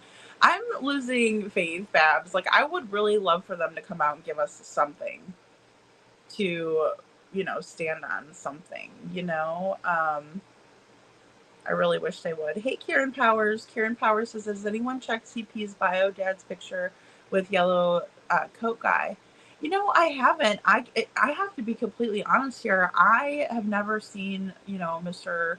Proudfoot, like, Stepfoot Senior. Like, I've never seen him before in my life. But that'd be interesting. Is he bald?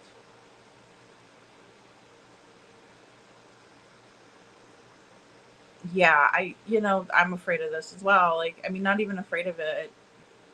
It's a real, you know, thought in my mind. Rogue says, in my opinion, Sumner County PD is just leading Seth Rogers on to keep him calm, cool, and collected. I mean, they definitely use strategies. They're heavy with strategies down in Sumner County, in my opinion. Benny says the police need to talk to Love in Las Vegas person. Either she knows something or she's off her rocker, but the guy in the video at the Texas Roadhouse looks exactly like the man she stated. Yeah, I mean, I agree. There's times where I was like, this lady has some legit information, and then there was times where I was like, I really can't with her, because there was some very derogatory terms that were used that I did not appreciate when it came to people's sexuality and different things like that. I'm kind of a do no harm kind of a person. Like, I'm not trying to try to make somebody feel bad about something, their preferences and things like that. Loretto says the fact that she stopped at BP and did not go directly home and they kept that secret. Why?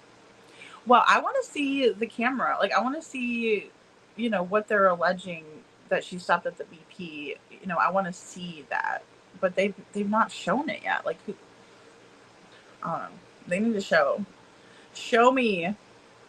Missouri is the show me state. And I lived in Missouri for a while, so show me. Cece says, find it odd that LE made contact with GH so fast that then they dismissed her involvement. Maybe she's a frequent flyer in the LE community. How else would they know who she was so quick? I have heard different speculations, Cece, and that's a really great point. Like, I've heard that Katie, it was brought to Katie's attention, and she said who the green hoodie person is, which I don't know if I believe that because it's kind of far-fetched. Then there's also been speculation that, you know, they were able to track this person down somehow, and maybe, you know, I mean, I was just about to what I was just about to say before I stopped myself, because I'm like, yeah, that's dumb. I was gonna say maybe they like checked her credit card statement, but obviously she didn't buy anything, so that would have been, you know, that would have been impossible.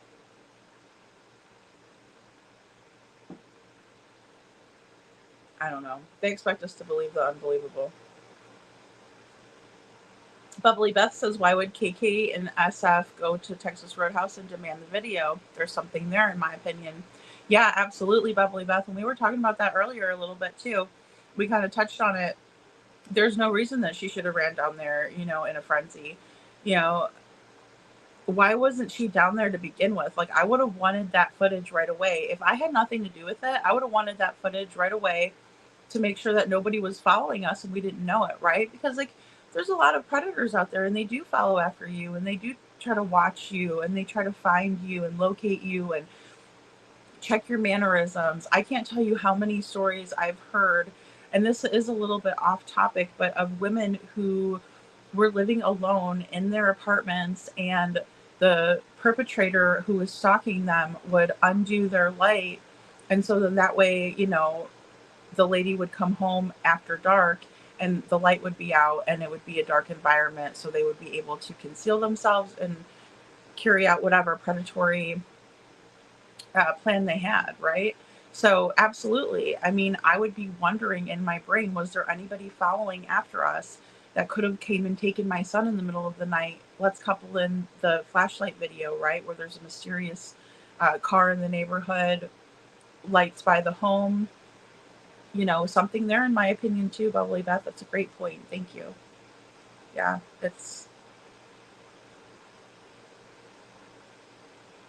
yeah, Hindsight's channel is great, isn't it, Vic? I love Hindsight's channel. Good night, Babs. I'm going to be saying prayers for your mom. I hope everything goes well, and I hope she's able to come out tomorrow, you know, once they kept her over for observation. But we'll be thinking about her and you. Be kind, she says. Blessed Wednesday. Thank you, thank you. You have a blessed Wednesday, too.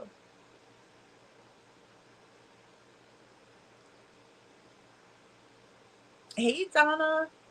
Good to see you. Ton Chat Cafe says, lady, so do you still have the full Texas Roadhouse video when KP first pulled up into the Texas Roadhouse? I do. I have it, like, I have it in my video app holder thingy. I do have it. I could definitely pull it, or if you want me to email you a copy of it, I could do that. Brenda says creepy. Tammy Carr says, I watch you too.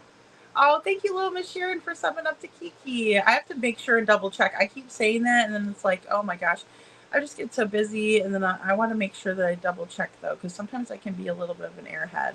Hey, Lolo. Good to see you, Lolo. Holy crap, yes, that guy is involved. He's got him in his phone. It's clear, wow. And what does CP say about this? More BS. The guy hasn't been found. Yeah, I don't know what she says about it. You know, I would love to hear her reaction. You know, I want her to be like, yeah, I think that's Sebastian, or no, hell no, that's not my son. I would be out there debunking stuff like that too. If somebody said, you know, your daughter's on this phone, I would have said, oh my gosh, I think she is, or oh no, I don't think she is. No disrespect or anything, but no, thank you for all your hard work or whatever. But I would definitely say yes or no about it. I would definitely also be all over anybody on the internet saying disparaging comments about my son or my daughter or my stepchildren, anything. Anyone, my niece, my nephew, anybody, you know what I mean? I wouldn't allow for that. I wouldn't be like, you know what, it's not okay for you to do this, right? Miss Sarah C., good to see you. Oh, I'm so glad that you got off of work and you're relaxing. Yeah, it's maddening, Vic. It's maddening. Sasha says maybe CP was there, videotaped Sebastian, went and sent it to Yellow Jacket guy. Maybe that's why Sebastian and KP were acting weird. Well, and I think that one picture of the guy that was standing by the bar that did resemble Chris in the one photo, in my opinion, definitely did not resemble him when we saw him standing outside. But that's not to say that somebody else couldn't have been filming and then sent it over to Yellow Jacket as well. I am tending to believe the handoff of the phone in the foyer, because why was he standing waiting? Hindsight 2002 says we have to remember that, in my opinion, no one thought much of anything that night was going to be as large as it has become. He was supposed to be a runaway, and that was it. Totally profound words right there. He was supposed to be a runaway, and that's it. Chris even said, I never thought it would get this big, right? But now it's going to be a case that's going to be studied. Absolutely, hindsight. He was supposed to be a runaway, and that's it. No one was supposed to fall in love with him. No one was supposed to worry about him. No one was supposed to care about him. Hey, couponing. Couponing says, Mama Risa, great minds think alike. I am late because I was doing the same thing. Hello, lady and sleuthers. Hey, couponing. We got a super sleuth in the house. Please watch out for the super sleuth. Yay, Sammy's back. Hey, Baba Rose. Good to see you, Baba Rose. Ah, absolutely, Kiki. You're a doll. We appreciate you. He was a little bitty kid in the pic. They thought he ran away because of the pic. Christy, good point. You know, the one that they were photoshopping all over, the optimism photo, and that's the same one that was being shoved in Seth's face. Look, he was doing fine. You know, this is us at Costco. And, you know, he's got a big old piece of pizza and a chocolate shake. You know. Most kids wanted to use a flashlight would grab their phone, in my opinion. Absolutely, Brenda. Those are built into the phones. That's such a great point. And Sebastian knew that. He knew how to operate all of that stuff, especially his phone. I mean, that's what the kids live off of, right? That's their lifeline. Hey, Ann Brock. Good to see you. Adam Forever 21 says he has a mask on so he can't be identified. No transaction, no touching anything but his phone. What the hell? Exactly. He wasn't leaving his prints anywhere, was he? I mean, the pink shirt lady like spit in the grass, and we're like, whoa, DNA. But Lolo says if they were going inside to use the RR, most restaurants do not allow that, especially the homeless. Right, Lolo, exactly. And like the servers would be aware, right? Or people in the restaurant, even if it's really, really busy, you're like, hey, wait, that's not any of our tables, right? The hostess would know. Why didn't the hostess stop him too, or the green hoodie person, and be like, hey, you know, this isn't a gas station, you know, you have to kind of buy food. But I agree, they do not allow this. Like, exactly, Lolo. I agree 100%. Hey, Mally Cat, good to see you. Thank you for being here. Thank you. So good to have you. Robini said should have done a geofence at the Texas Roadhouse and contacted witnesses. Holla, right here. Robini for the win. Should have done a geofence at the Texas Roadhouse and contacted the witnesses, in my opinion.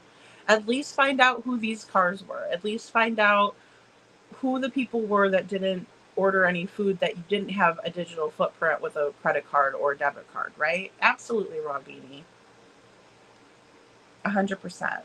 Or vagrants, Lolo says. Yeah, absolutely.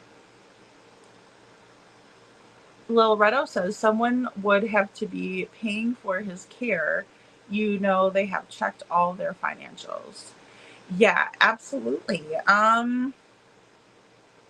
The only thing that I can figure, which is not a good thing to think of, like it's my least favorite thing to think of, would be that they did put him in a facility and something bad happened due to abuse or something in the first couple of days or something like that, right?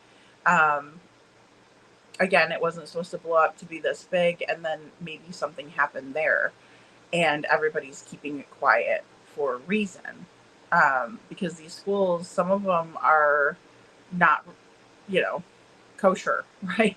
They're not. They're in it for the money, and maybe they could have paid them, you know, under the table somehow, and then didn't, you know, and they were going to pay him again, but something bad happened, and maybe something bad happened to Sebastian. Again, if they put him in these behavioral facilities or something like that, and another kid got a hold of him or something, I'd hate to think of that outcome as well. Um, that's not my favorite scenario, but I can see it happening in that way, because I do agree with you, Little Redo, that at this juncture it would be very hard to conceal for this long. It almost seems impossible, and I hate coming to that conclusion. Not my favorite thing.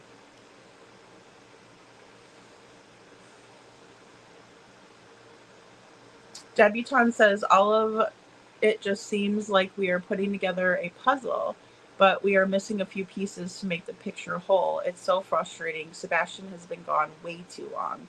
Absolutely, Debutante. Really well said.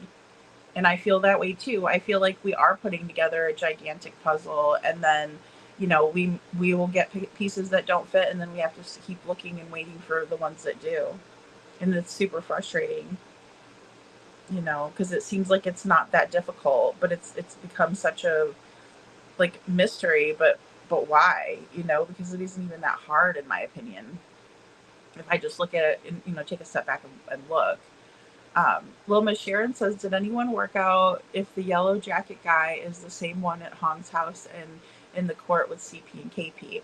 You know, we have mixed reviews, Lil Miss Sharon. I honestly don't think it is the same person, but there are some people that are like, hell yeah, it is. You know, I can see it. It's definitely the same person. Very strong resemblances for all of it, for all of the individuals in question, in my opinion. I just don't have that definitive, you know, oh my God, that's the same exact nose, or oh my gosh, the jawline is spot on, or hey, you know, like I have an identifying mark. I don't even remember what side of my face is on. Either way, whatever, like a birthmark, right? So like if I had an identifying factor such as that, I could say, oh yeah, look, you know, that's spot on. But unfortunately, no. Yeah, couponing. I watched a little bit of Lolly. I did. I pray we get answers and Sebastian is safe. Thank you, Holly S. Absolutely. Yeah, that's all we really want, right? We just want him to be safe. If he is out there somewhere, you know, he's been through it, right? He's been away from his parents. Let's be honest. You know, he's been away from everything he knows, everything he loves, everything he trusts, you know? So, thank you, Tammy Carr. Thank you. Hey, Sabrina Smith. Good to see you. Thank you all so much for being here. We have a great group in here. Anne Brock says, so any news on Sebastian or the other kids missing yet? I'm going to bring in Hey Hope Floats, another video that I pulled in from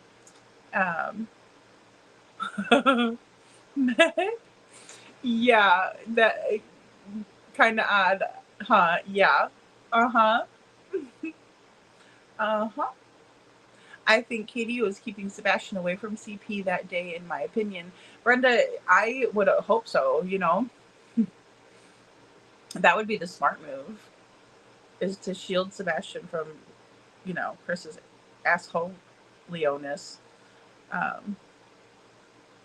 Karen Power says, Chrissy Smith, that's a very interesting view. I'd love it if you could locate his picture. Wouldn't it be wild if it was actually him? I would love to know, Karen Powers, who this person is. I mean, I think about who it could be. I've compared a lot of different people. There's one that I do want to bring in, but I haven't yet, just because I'm still doing a little bit more digging. Thank you for being 94, Miss Lori. Hey, Lori, good to see you. Kool-Aid. Rogue in a wine glass. Don't be drinking that Kool-Aid. Do not drink the Kool-Aid. Pappy lives in Nashville, but I've seen him on his channel singing, and I do not Think he's yellow coat, respectfully. Okay, so there's a person, Pappy, in question. Thank you, Mama Marisa. Hindsight says until we know why yellow coat was present, in my opinion, Texas Roadhouse is still very important in this equation. 100,000%. I agree. I agree. And it's something that I can't shake off too, because other theories I've been able to, other things we've seen, I've been able to shake it off. Not this.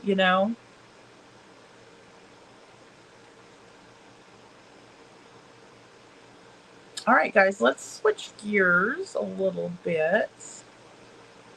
Thanks, Kiki. Oh, thanks, Kiki. Kiki says, you're fine. I was comparing my subs to the Love California one. Wasn't trying to promote myself. No, don't even mention it. Hey, girl, it is really tough building a channel and stuff like that, and I'm just glad to have other creators that are working hard out there to find the truth, and that's what's important to me. So I want to support anybody who supports Sebastian and the pursuit of the truth. That is of the utmost importance, in my opinion, and that's how we're going to get answers. And even if we, I'm not saying that we could even potentially solve this case, but if we can get it closer or put public pressure on, or find something little that maybe somebody else missed, I think it could help tremendously. Oh, so he was a TikToker, Mama Risa.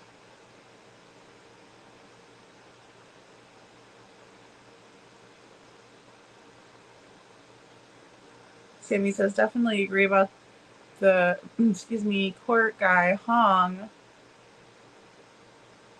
Definitely not Bishop. That guy's wife has a YouTube channel and they are locals. Not sure if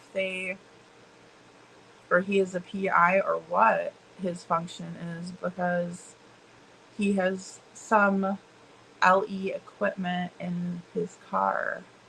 Remember?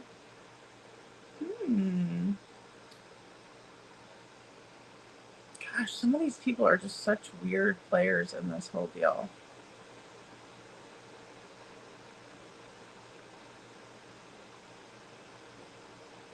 Robbie says, I remember that, Sammy. In my opinion, offer rockers, Mama Marisa. Robbie says, yeah, I thought they were estranged, and I know his mom and sister Melissa were there. She told him to run over Nina. Oh yeah. Yep. Yeah, he was there too, apparently. Estranged, but there. Which is like always a family affair, Yeah, Holly asked exactly. The threats too. If I was getting threats and my kid was missing, I'd be very suspicious of who it is. Absolutely. I'd be wondering too. I'd be like, what is going on here? And then law enforcement's like, oh no, nobody's been. Thanks, Kiki. You are too. Thank you so much, and I appreciate you supporting the channel here too. So thank you. It's weird. It's just Oh, Town Chat says, lady, can you please show the first 30 seconds of when it starts? Please look at the guy at the window in the black coat when he walks inside.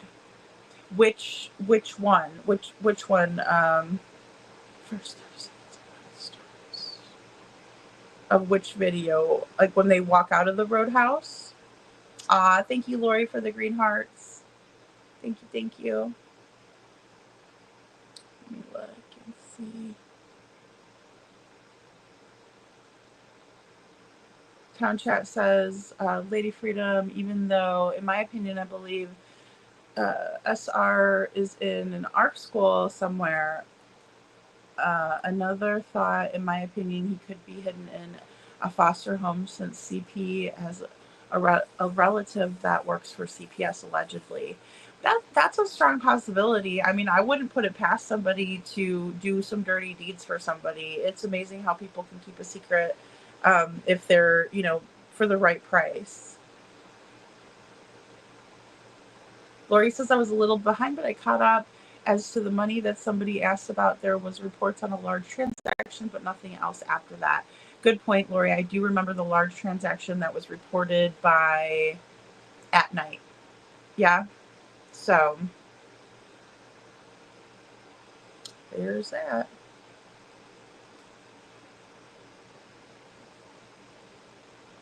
I wish we could have an update too, Kiki. Absolutely. Absolutely, absolutely. Ooh, sneaking off to ride your horse. Oh, that's wonderful. Oh my goodness. You have a wonderful, wonderful day. Oh, thanks, little Miss Sharon. Absolutely. Aw, thank you, thank you. Aw.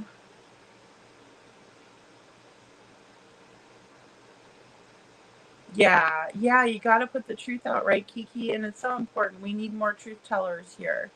You know, I mean, we're all, like I said, we're all going to get it wrong. But when you're searching for the truth, it's so refreshing because you do pop up with answers that actually make sense, in my opinion.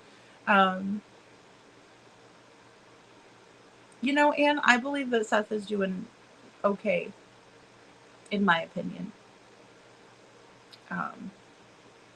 I hope so. I pray for him every single day. Let's go ahead and switch over. I'm going to give you guys an update on Lily and Jack. This is from their news media. And just because I have to keep this a little bit short tonight, but we've had a wonderful conversation. But I do want to just switch gears over to Lily and Jack, and let's listen. This is an update that came in today, and it was probably about 5 hours ago. The search for 2 missing children in Nova Scotia is now in its 3rd week. Nova Scotia RCMP say they are determining their next steps after another ground and air search for 6-year-old Lily and 4-year-old Jack Sullivan took place over the weekend. The siblings went missing from their Lansdowne Station home May 2nd, and police say they have found zero trace of what happened to these 2 children. For more on where the investigation stands this morning, we're joined from Midland, Ontario by Chris Lewis, CTV public safety analyst and former OPP commissioner. Good morning. Good morning. We'll remember the press conference where the police called off a portion of their search for Lily and Jack on Sunday evening. What could that indicate where this investigation stands as of today? Well, when they made that call to downscale the search, at that point they made statements that they didn't believe the children would still be alive, which was somewhat concerning because it hadn't been that long at that point. Of course, it has gone much longer now. They are continuing some searching, but it appears that they're weighing more heavily on the investigative side of this, which of course they're not going to really talk about, given the trying to protect the integrity of that investigation. But they seem to be focusing more on that than actually trying to recover the children, which of course I'm sure they still will, because regardless of whether they're alive or dead at this point, it's awful to even say that, they certainly do want to recover the remains of the kids. You know, people are going back over this timeline, you know, as our police as part of their investigation. Lily and Jack were first reported missing May the 2nd, and then a non-stop multi-agency search began on the very same day. Then on May 7th, police scaled back that investigation and added that the chances of the children being alive, as you just mentioned, were very low. Then after that, May 17th and 18th, there's this renewed ground and air search of Lansdowne Station. That didn't find any evidence. Does this tell us what that means about the scope of this investigation? Is it narrowing in on something? I think what it means really is that the RCMP know more about this than we do, which is totally understandable. The RCMP are good at this sort of thing. I mean, they've been conducting huge searches and conducting major investigations for a long, long time.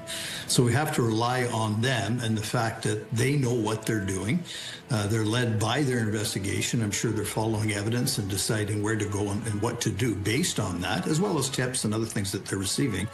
But, you know, the speculation in the community and on social media is just crazy, you know, pointing fingers at all sorts of people, which may have had nothing to do with this. So we really have to let the RCMP continue doing what they do well. Chris, I want to ask you about that because people watching this morning have probably read some of those social media posts, and you're right. They, you know, In an information vacuum, I have learned that people begin to fill it in with their own detective work and their own sleuthing and trying to put together clues on their own. What kind of a challenge does that kind of attention bring to a case like this? Well, it certainly brings attention to it, and bringing attention to it at times isn't a bad thing because it may generate some tips from the public. But, you know, it's really a lot of pushing the RCMP into a corner in terms of trying to get them to say X or Y about who they suspect or what they suspect, and that's not fair to them. They just need to be able to do what they do without that sort of pressure on them.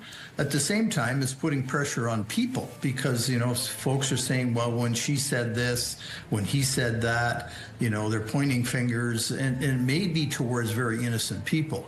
So in fairness to them and the RCMP, that we just need to back off on that and let things happen. You know, one of the things, Chris, that comes up as well is the fact that if this story perhaps had happened in a bigger center, one of the major, you know, Montreal, Calgary, Toronto, Vancouver, this would be a story that would be headlines every day. 2 young children disappeared without a trace, a massive investigation, yet it doesn't seem to have that kind of attention here in Canada. Is it because of the smaller community? Like, what would your insight to that be? Well, I think it would be because of the smaller community. As we know, the news cycle and the number of news outlets in a place like the Greater area are just, you know, so much bigger and more powerful than the smaller arm in Eastern Canada. So that certainly is part of it. You know, down there, I know, and I know people in Nova Scotia that, I mean, they're very, very touched by this. Yeah. But there's a fairly small population there comparatively. So it doesn't seem to be receiving the same amount of interest, which is sad in many, many ways, and in reality in others, I suppose. Chris, what are you watching for in the next couple days? Well, I'm waiting for the RCMP to make some sort of an announcement that they've either located the children or they've made an arrest. I mean, they're really looking at the who, what, where, when around all of this and following tips and leads. And I think that big piece of that is a big machine that's happening without us seeing it. And that's the way it should be. But I think we'll hear something from them in the days to come. Chris Lewis, CTV public safety analyst and former OPP commissioner. Always great to have your insights. Thank you. Okay, guys, so, you know, former OPC commissioner right there, he's been on the case. They've been using his expertise, you know, so we're familiar with this guy. They scaled back the search, right? And then they told us that the kids were probably not alive, right? And that was May 7th when they scaled that search back. They were heavy on the investigative side, right? Protecting the integrity of the investigation. So May 2nd, the children went missing. They were reported missing on May 2nd around 10 a.m., right, is when the dispatch audio begins. Multi-agency search ensues, right? By May 7th, they scaled the search back. So 5 days later. So, Kiki, just to answer your question, in my opinion, I believe that they searched 2 days longer in Sebastian's case when we look at the time frame of when they began the search, and then they scaled the search back about day 8, right? They came out publicly, did a presser. It was Eric Craddock along with Ken Widener, the emergency management guy, right? And then May 17th through the 18th, they've done another large-scale search, right? So they went back and researched. They did talk briefly on the effects of social media on this case, right?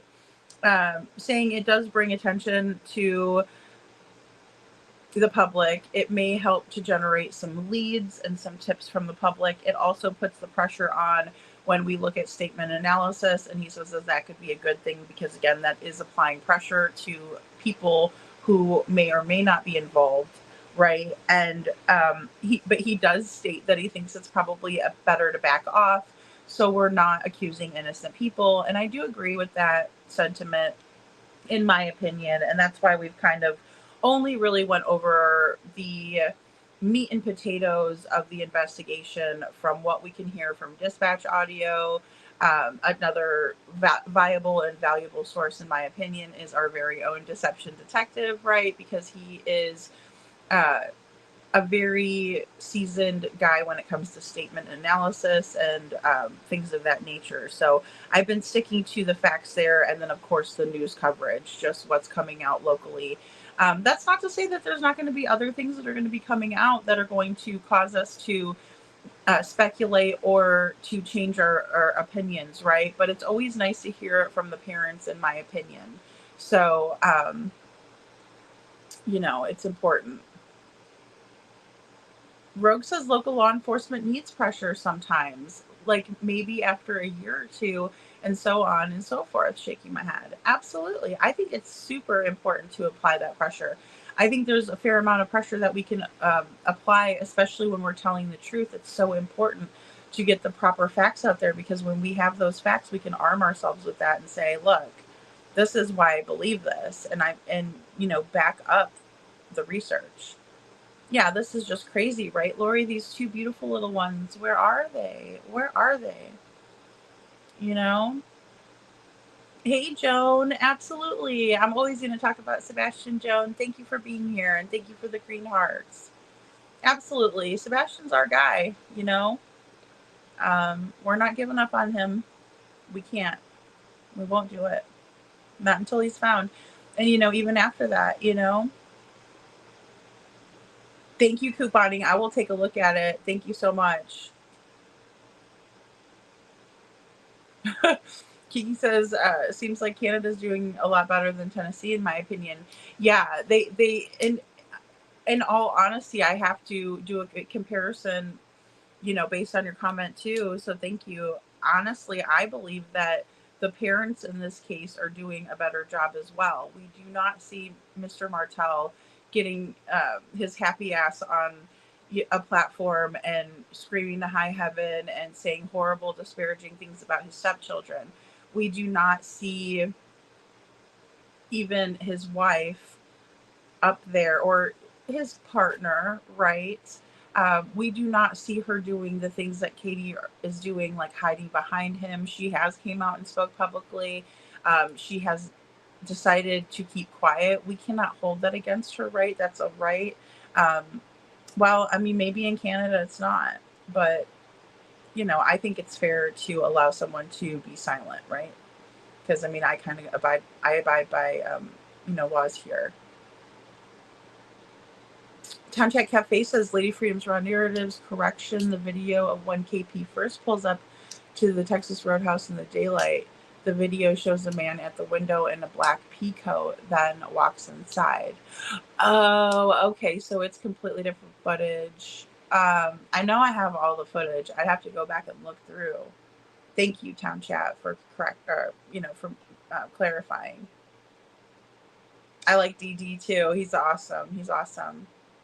New law, no matter how wealthy, how poor, or what condition a home that a child is last seen at and reported missing, take the parents and whoever was residing in the house into an interrogation room. Amen, Rogue. Put them all in different rooms. Don't feed them anything for hours. Nothing to drink. No, I'm just kidding. Cut each of their fingers off. No, I'm just teasing. Waterboard them each. No, I'm just teasing. I know it's absolutely frustrating. I saw something today. Lori says Rogue 100. Make it a criminal investigation. Absolutely. And don't let people, trample in and out of the crime scene. Please, for the love of God. Rogue says make it a criminal investigation, then get to a court-ordered polygraph. Amen. I know polys are inadmissible at court, but it really helps to differentiate between who's being truthful and what they're being truthful about, right? Whether they were truthfully answering questions or if they were, being deceptive. Absolutely. And, I saw something today, and I'm not even going to mention who I saw it, but I'm just going to put it out there. And it really bothered me because I think that there's always a lot of misconceptions when it comes to domestic violence and how domestic violence is identified. And Rogue, with your statement that you made. Hey, Perfectly Imperfect Boy Mom, good to see you. Happy Tuesday, love. no matter how wealthy, no matter how poor, no matter the condition of the home, it doesn't matter, right? So I saw someone today say with a picture of Sebastian with a cookie cake in front of him. Apparently it was his 14th birthday. There's not enough cookie cakes in the world to tell me that just because somebody has a picture with a cookie cake doesn't mean that there was abuse in the home. Okay? I understand that not everyone has gone through that. Thank the Lord for that, because I wouldn't wish that on my worst enemy ever in a million years, to endure that from somebody who is supposed to love you and supposed to protect you, and they're either breaking you down mentally, physically, emotionally, any type of way. But don't you dare tell me, because that kid had a fucking cookie cake in front of him, that there was no abuse in the home, because that you are sadly misinformed and mistaken if you believe that. There is no way that there are even 3 to 5 allegedly CPS reports with months of therapy sessions, in Sebastian's own words, that a cookie cake can say, oh, well, he had a cookie cake at his birthday party, so there was no abuse whatsoever. Please stop with that nonsense. That is not true. And I'm here to tell you, you'll never convince me of that, being in that exact same environment, studying these cases where that exact same environment exists. Everybody's going to put their best photos out there. Everyone is going to be on their best behavior when there's a party going on or when people are at their house. But behind closed doors is where we see this horrific abuse occur. And it is indiscriminate. It doesn't matter what color you are. It doesn't matter how big you are. In terms of your partner could be smaller than you and they can still be beating the hell out of you mentally or physically, or any ways like that, any of those abusive tactics that we see. So please spare me when you say that just because there was a cookie cake involved, there was no abuse involved. That is a horrible, horrible misconception to put out there. And how dare you, especially if you've never been through it. And if you have been through it, then you obviously need more counseling to fully understand that is just not, absolutely not plausible whatsoever. You know, there was absolute abuse going on in that home. I know that for a fact because, Meg, because of what Seth has told us, right? He can't tell us exactly what was in the reports. Of course, those are confidential, right? They're really supposed to be sealed. He had to go to a lawyer to get those, and then he had to promise that he wasn't going to pay, to do that. It started out with the troll. Meg, it started with a troll. I didn't want to pay the fucking toll.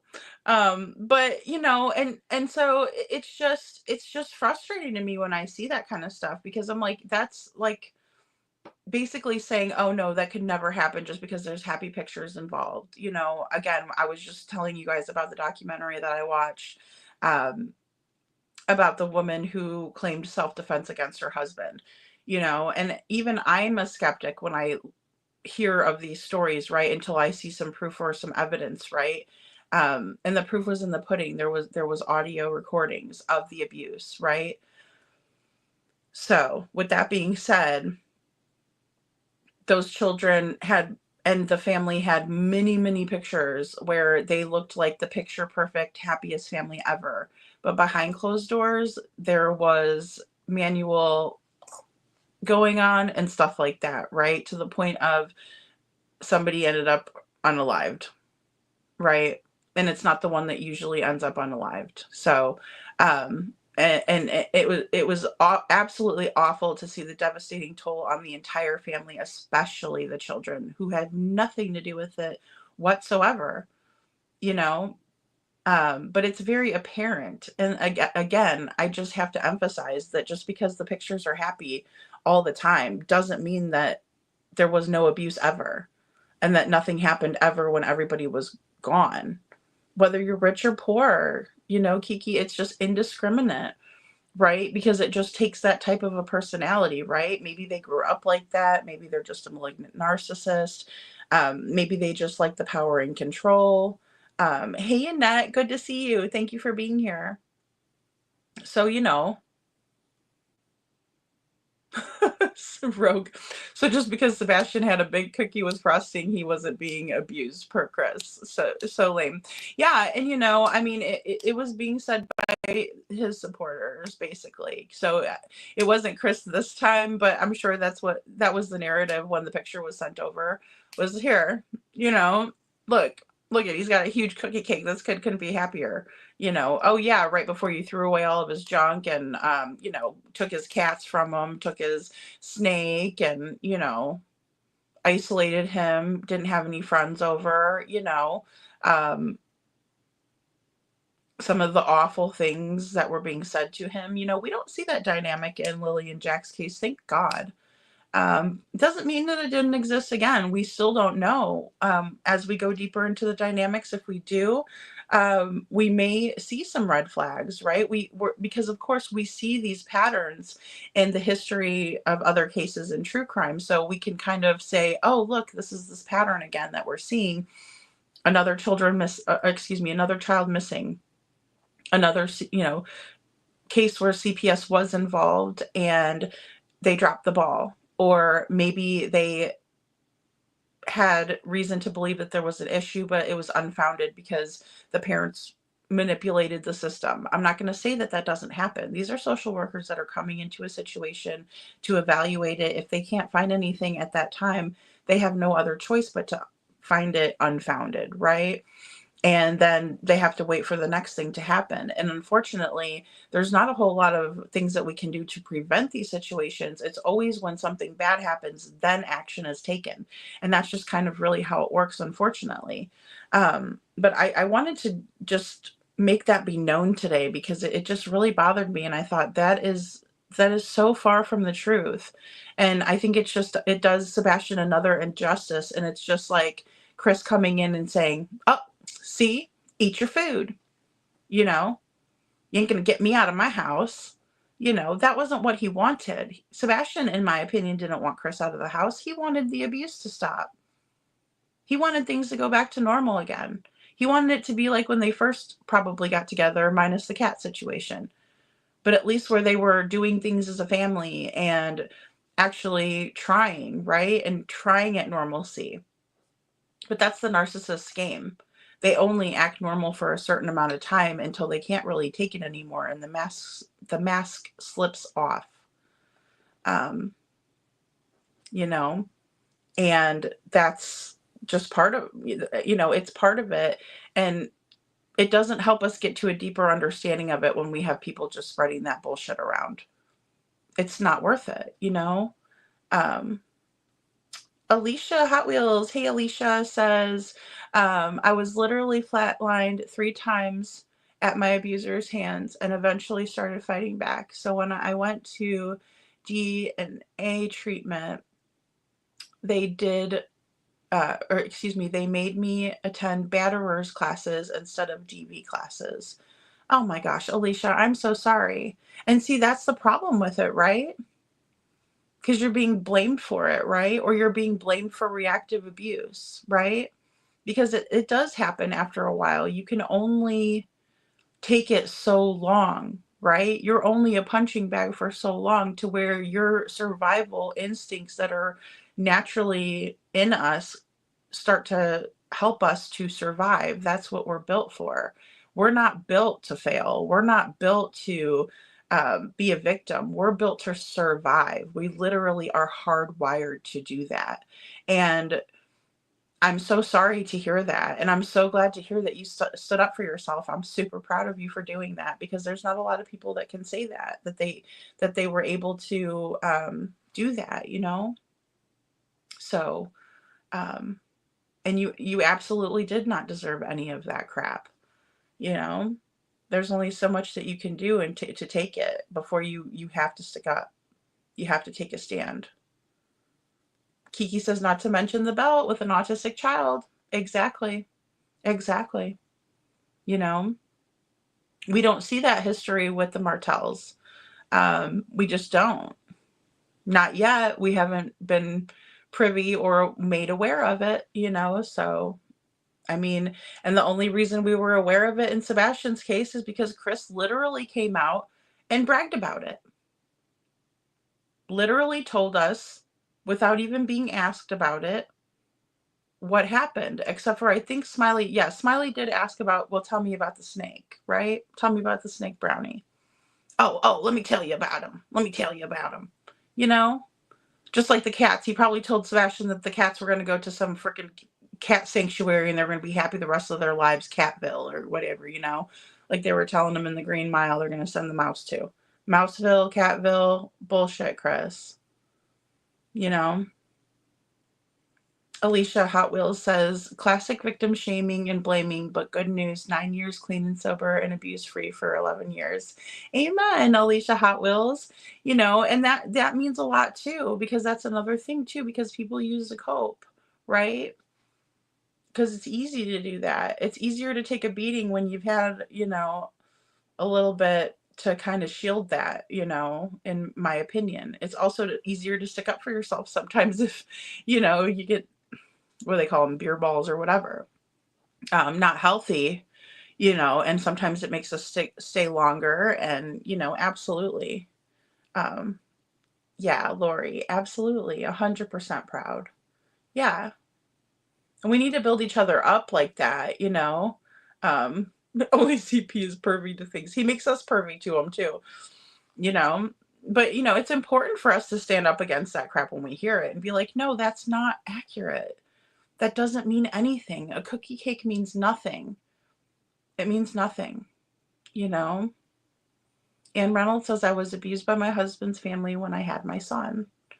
I'm so sorry, Ann. You don't deserve that crap. Nobody deserves that. And people that do that are just antagonistic assholes, really, at the end of the day. Hey, Marianka Markovich. Good to see you. Thank you for being here. Hey, Texas Plain Jane. He is. He is arrogant and egotistical to the max. I mean, he literally thinks he can break the internet, with a small portion of people who, watch said channels. No way. Oh, thank you, Marianka. Thank you so much. Oh, I'm so glad you're here. Thank you for being here. We're glad to have you. Tammy Carr says, CP needs to chew on a bar of soap, in my opinion, right? Like on the Christmas Story. put the bar of soap in his mouth and make him sit there. Goodness sakes. Oh, absolutely. Absolutely. Absolutely. Thank you for being here. Alicia says, abusers are usually miserable and they use control as an ego boost. Absolutely. Yeah, coercive control is one of the biggest factors there, right?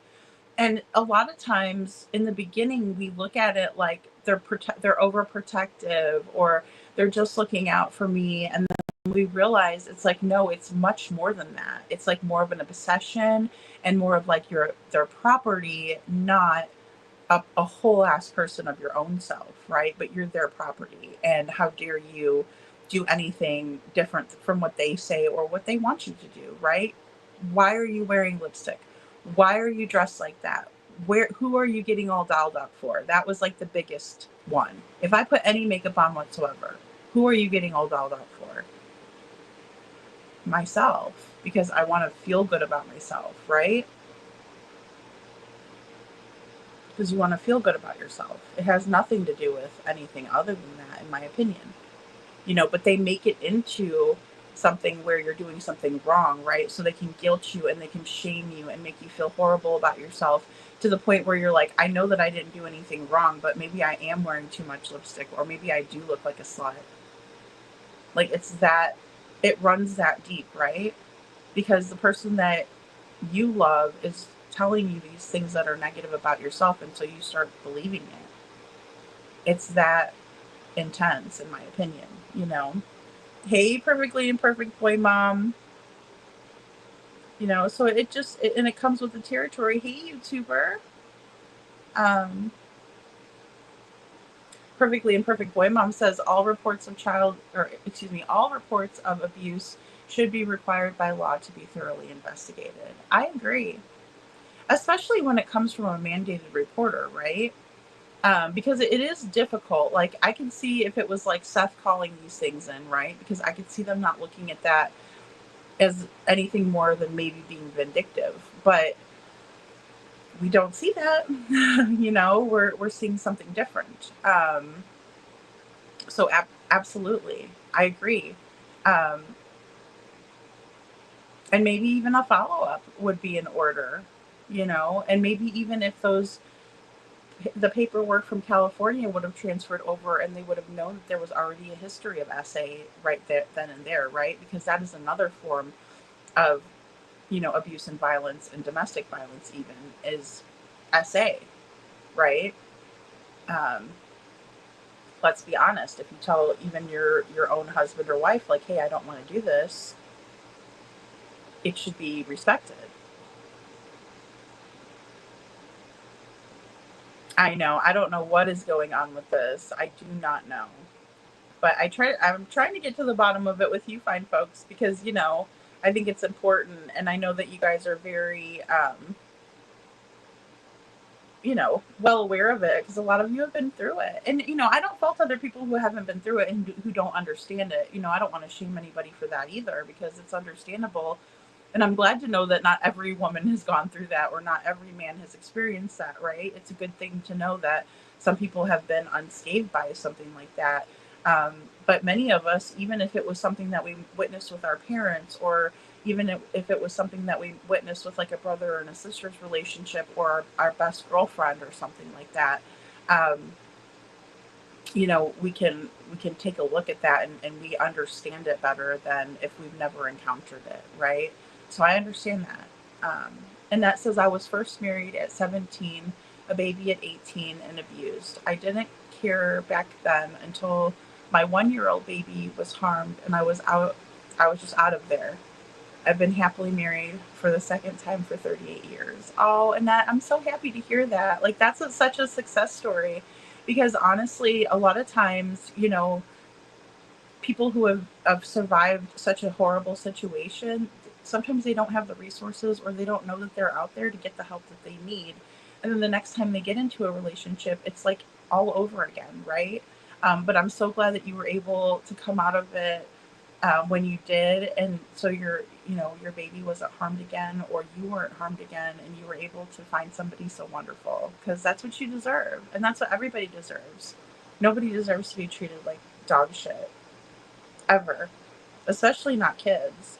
And especially not like their mom in front of them, And that's another thing I do worry about with Sebastian, Was he at the point where he had gotten sick of it and he stood up to Chris, or something like that, right? Even if it's for his own self, but even if it was something with his mom, because we watched how Sebastian was very attentive, caring, and just really watched his mother, right? And was aware of what she was feeling. You could see it. You could sense it. Oh, and I'm so sorry. She says they were trying to take my son away from me one day, so I left with my son and went to my friend's place until they left our house, and I went back and talked to my husband and asked him if he agreed. Aw. Yeah, and there's no reason for anybody to do that. And, I hate even, saying a mother or a father doesn't have, any type of, rights to, how can somebody take somebody's kids away from them, right? I hate that. Sometimes it's warranted, but sometimes it's not at all. And people are just hateful and they know that's how they can hurt you the most. Cinderella, good to see you. Cinderella says another thing about blaming. They're doing what they are accused.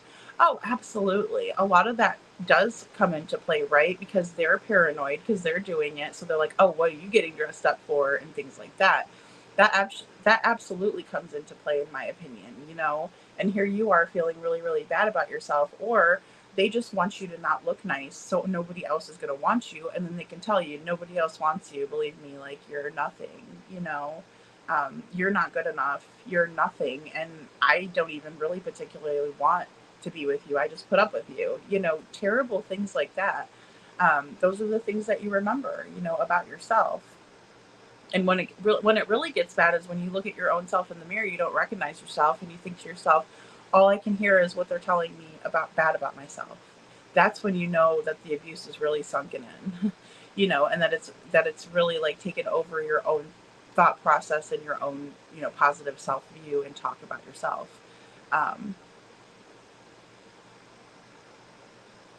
Yeah, that's true. Perfectly Imperfect Boy Mom says, yes, that would be huge. A lot of abusers know you can move out of state and CPS will not follow them. Yeah, and it's scary, right? Because they could just pick up and move and then never really, you know, connect those dots until something really awful happens, like in this situation. Annette says, we had a child each when we met, and they were 3 when they went on to have 2 sets of twins ourselves. Oh, how awesome. I would never let any other man ever treat me like that again. That's right, Annette. And that's awesome. And, you know, you being strong-willed and strong of mind, you know, and knowing your value through all of that is so important, because it's really, and that's the thing that I think a lot of people realize too, once they start talking to other people about it. And that's why it's so important to spread awareness, because you think the situation is very unique to yourself, and you're embarrassed, right? And you're thinking, God, I'm allowing somebody to treat me so awful. Like, what am I doing, right? You often think of these things. And, you know, and then you vow to yourself, like, I would never let anybody treat me like this or ever again. Like, I do not deserve this, right? And then, but some people, it overtakes and overshadows, and it takes so long to pull yourself out of it and know your worth. So it's so important. Like, that is one of the most important things, in my opinion, to be successful and coming out of the other end and being able to be in a healthier situation and identify someone who's healthier. And shit, let's be honest, some of us come out of the situation and we just were like, oh my gosh, this other person like would never do this, right? They would never raise a hand. They would never say a cruel word. They're not out to hurt me, right? And you can see the dynamic is completely different. And those are the ones where you shouldn't settle back into a comfortable pattern. It's time to really look and say, hey, I am worth it, and I'm worth being treated I'm worth being treated as well as I think I should be, and even better than that, even, especially if you're in a bad situation, because you're already at a lower self-worth, in my opinion, based on what somebody else has told you, which is a bunch of bullshit. And Cinderella says, narcissists are also usually doing the things they are doing. Projection. Absolutely. Yeah, absolutely true. You know, and then they put it onto you, right? Because it's easier for them to guilt you than it is to guilt themselves, because their fragile ego cannot take it. I absolutely agree. Good night, Alicia Hot Wheels. Thank you so much for sharing. Thank you. Thank you. Marianka says, I want to think that Daniel is innocent. I don't know why I feel that, but please let one man be innocent. I know. And I mean, I just know that he's not getting up acting a fool, you know, and I do hope for that too. I'm hoping that they didn't have anything to do with it, you know. Yep, narcissists are usually the ones doing to you what they are accusing you of. Right. Yeah. And they often will do horrible things to you just to make you leave them, so they can smear you and be like, oh, she left me, I don't understand. Bull crap, you know exactly why somebody left. Quit playing. Lost your mind over there. Texas Plain Jane says, I think that is a very good possibility. He had enough. Yeah, because a lot of kids in that situation, they get tired of it, right? They get tired of getting ragged on. They get tired of seeing their mom being ragged on. They get tired of the whole situation. They just do. Especially as they get older and they realize it's, you know, not right. Tammy Carr says gaslighting. Absolutely. Yeah, and you know, master manipulators like narcissists are great at gaslighting. Perfectly Imperfect Boy Mom makes a great point here. Not to mention, when you grow up being abused, that's all you know a lot of times, and the abuse carries down from generation to generation. Yeah, and that's how we get the generational trauma, right? And kind of those patterns that become very, very comfortable to us, but they're very toxic. Absolutely. Thanks, Perfectly Imperfect Boy Mom. I can't imagine it, Kiki, but I just remember Seth always saying, you know, if we really knew what, and we really knew what was in the reports or could read them, that we wouldn't be able to sleep at night knowing what was in the reports. You know?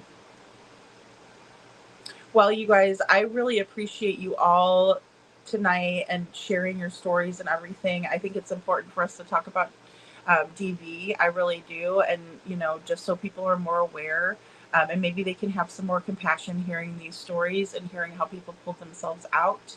I'm so proud of all of you guys that have done that. And I'm proud of people that are even considering doing it, because it takes incredible courage to get out of it. Lori says, my favorite was, you'll never find anyone to treat you like I do. Yeah, no kidding. And I wouldn't want to. Absolutely, Lori. Absolutely. Who would want to be treated like that, you know?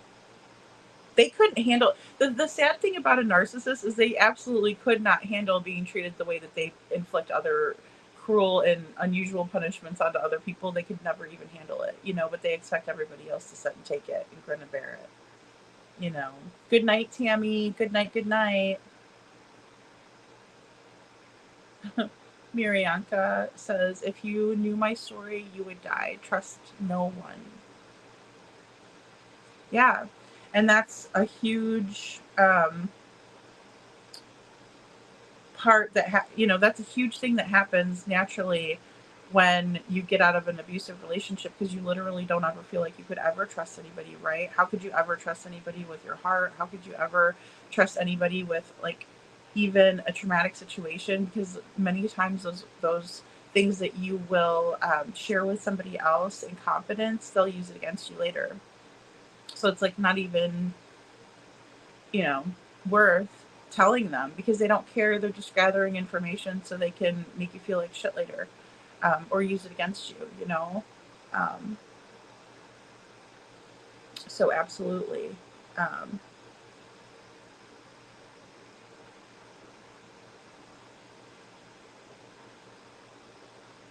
YouTuber says, Mariana Markovich, it's hard for me, it's hard for we normal people to allow ourselves to believe another parent would harm their own child, in my opinion. Absolutely, YouTuber. It's almost like we can't fathom it, right? Because we only want the best for our kids, and we would hurt anybody that hurt our kids, right? You know? I'm so sorry, Rogue and Perfectly Imperfect Boy Mom. I understand that my father said things to me growing up that completely degraded me, and to this day, his words still tear me down when I look at myself in the mirror. I'm sorry, Perfectly Imperfect Boy Mom. And, you know, I just have to say that, you know, I don't know what was said, but I don't believe a damn word of it, and I wouldn't. And I hope that you know, don't either, but I know, like, I understand exactly what you're saying there. Like, it does stick with you. It really does. And people don't realize how deep those cuts go, right? Because you can't see the emotional ones. You can't. Rogue says, boy, mom, I've been told I need a counselor. You get damaged by another person's words, yet you're the one that needs a counselor. Shaking my head. Right, exactly. Oh, I felt that way too, Rogue. 100%. I was like, I'm not going to a shrink. What do I need a shrink for? I didn't do anything. It's not my fault. You know what I do? But it's a deeper understanding, and really, and that's what it really comes with. And then also you learn that there's other people out there that have gone through the same thing, and you're like, boy, this guy wasn't original, you know, or this chick wasn't original, right? Like, she's using the same damn tactics that every other girl used or every other guy did, you know? So absolutely. But all I know is that we have a strong bunch of ladies and gentlemen in here, and I'm just proud to have you guys. Annette says, back in Australia, they didn't do anything about DV, but now it's totally different here. It grounds you down And even when you leave, you live with it for a long time. Absolutely. And I think a lot of that stuff never goes away, but I think there are like coping skills that you can, really get on board with, and it can help tremendously. But I agree, sometimes you think the nightmares are over and then all of a sudden they hit you again, or you'll be like, wow, I haven't had a flashback in a while. And all of a sudden, here comes another one, a certain smell will hit, a certain thing, I'll see something triggering, especially in true crime, we see those things. But absolutely, Annette. And I'm so glad to hear that they've reformed laws and things like that in Australia and everywhere, really, That's why it's so dangerous. Like when I hear somebody say that, like, oh, look at the cookie cake, they had a great party. Like, that doesn't matter. That has no bearing, in my opinion, on whether there was abuse or not. That doesn't indicate anything to me besides that, they were putting their best foot forward. Miss Sarah C, good to see you, Miss Sarah C. She says, I kind of like Daniel. Maybe he's innocent also. Well, and I know he's just not making a fool, he's doing good. Cinderella. Cinderella says, my father-in-law abused my husband. We invited him over for a meal, and he walked in the door and called my husband a name. I went off. You are in the man's home. You are not going to do this in his house. Amen, Cinderella. And that's what a huge part of loving someone else too is, not allowing them to be disrespected. Like, nobody deserves to be disrespected. And I'm proud of you for doing that too, and being like, hey, no way. This is his house, And that says the positives of going through DV is that I am a lot more empathetic, and I want to study and complete a bachelor's in special education, and then went on to do a degree in trauma counseling and psychology. That's amazing, Annette, and you can help so many people just through your story, It's so important. So, that is awesome. That is so awesome. Good night, Vic. Good night, guys. I love you guys all so much. I'm going to go ahead and get off here too, but I'll be back on tomorrow and we're going to talk. Kiki, thank you. We've enjoyed having you too. Yeah, we will collaborate for sure. If you ever want to come up on panel, let me know. Just shoot me an email. I need to get back to my, are you a Pisces? Pisces are good people. Marianka. My mother was that with her words. Oh, Rogue. Yeah. Oh, you're Virgo and very trusting. And I'm a Sagittarius, and they're like, oh, you're free spirit and everything. But, I am super sensitive, and I just am. I've always been like that, Oh, I know exactly that one, Town Chat. Yeah, my mom swears the movie The Burning Bed was made from the story of my first marriage. It was very abusive, and he almost tried to throw me over the third floor balcony from an apartment we lived in Texas. Oh, my God. Yeah. Yeah. Oh, jeez. I'm so sorry. And it puts it into perspective, It really does. Oh, Town Chat. Now I'm married to a deputy sheriff for 23 years now since April 28th. Oh, well, happy anniversary. Well, and I'm sure he protects you. And that's what you need to feel after you've been through that, Absolutely, Rogue. I love you, girl. And, and that's the thing. Certain odors can be triggering. Absolutely. Absolutely, absolutely. It could take you right back to that time. Yeah, and everybody needs to find their happiness, right? Happiness begins within. No one can make you happy, but it sure does help when you have somebody that is kind and caring and compassionate, and that cares about who you are and what you need, and just wants to make sure that they can love upon you and make you feel better. It's always nice to make somebody that you care about smile, and when you don't have that, or you're not used to that, you're used to somebody making you fucking crazy, for lack of a better way to say it, really just making you freaking crazy all the time. It's nice when somebody acts normal to you. You kind of don't know how to take it, really. But life is effing wild, Marianka. It is. Yeah, and happy birthday, Town Chat. Aw. Thank you. And I forgot to mention my birthday, or mention yesterday on May 20th was my 61st birthday. Oh my goodness. Happy birthday. Happy birthday. I need to make a happy birthday song. I'm so bad with it. You guys just don't want me to sing to you. I'm not, good at it.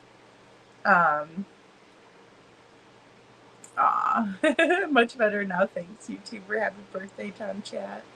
I have to play you a birthday. Yes. June 5th will be your 37th with Al. Oh my goodness, Anne. That's rare, you guys. I'm so glad to hear that you all have been married for a long time. So that's wonderful.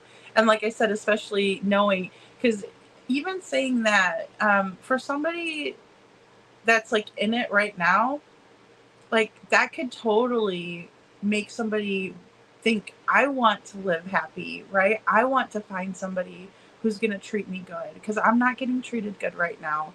And I'm tired of this, and I don't want to be like this anymore. And look at all of these wonderful people in here tonight. There's somebody maybe in the bushes that's like, look, I need to get out of this.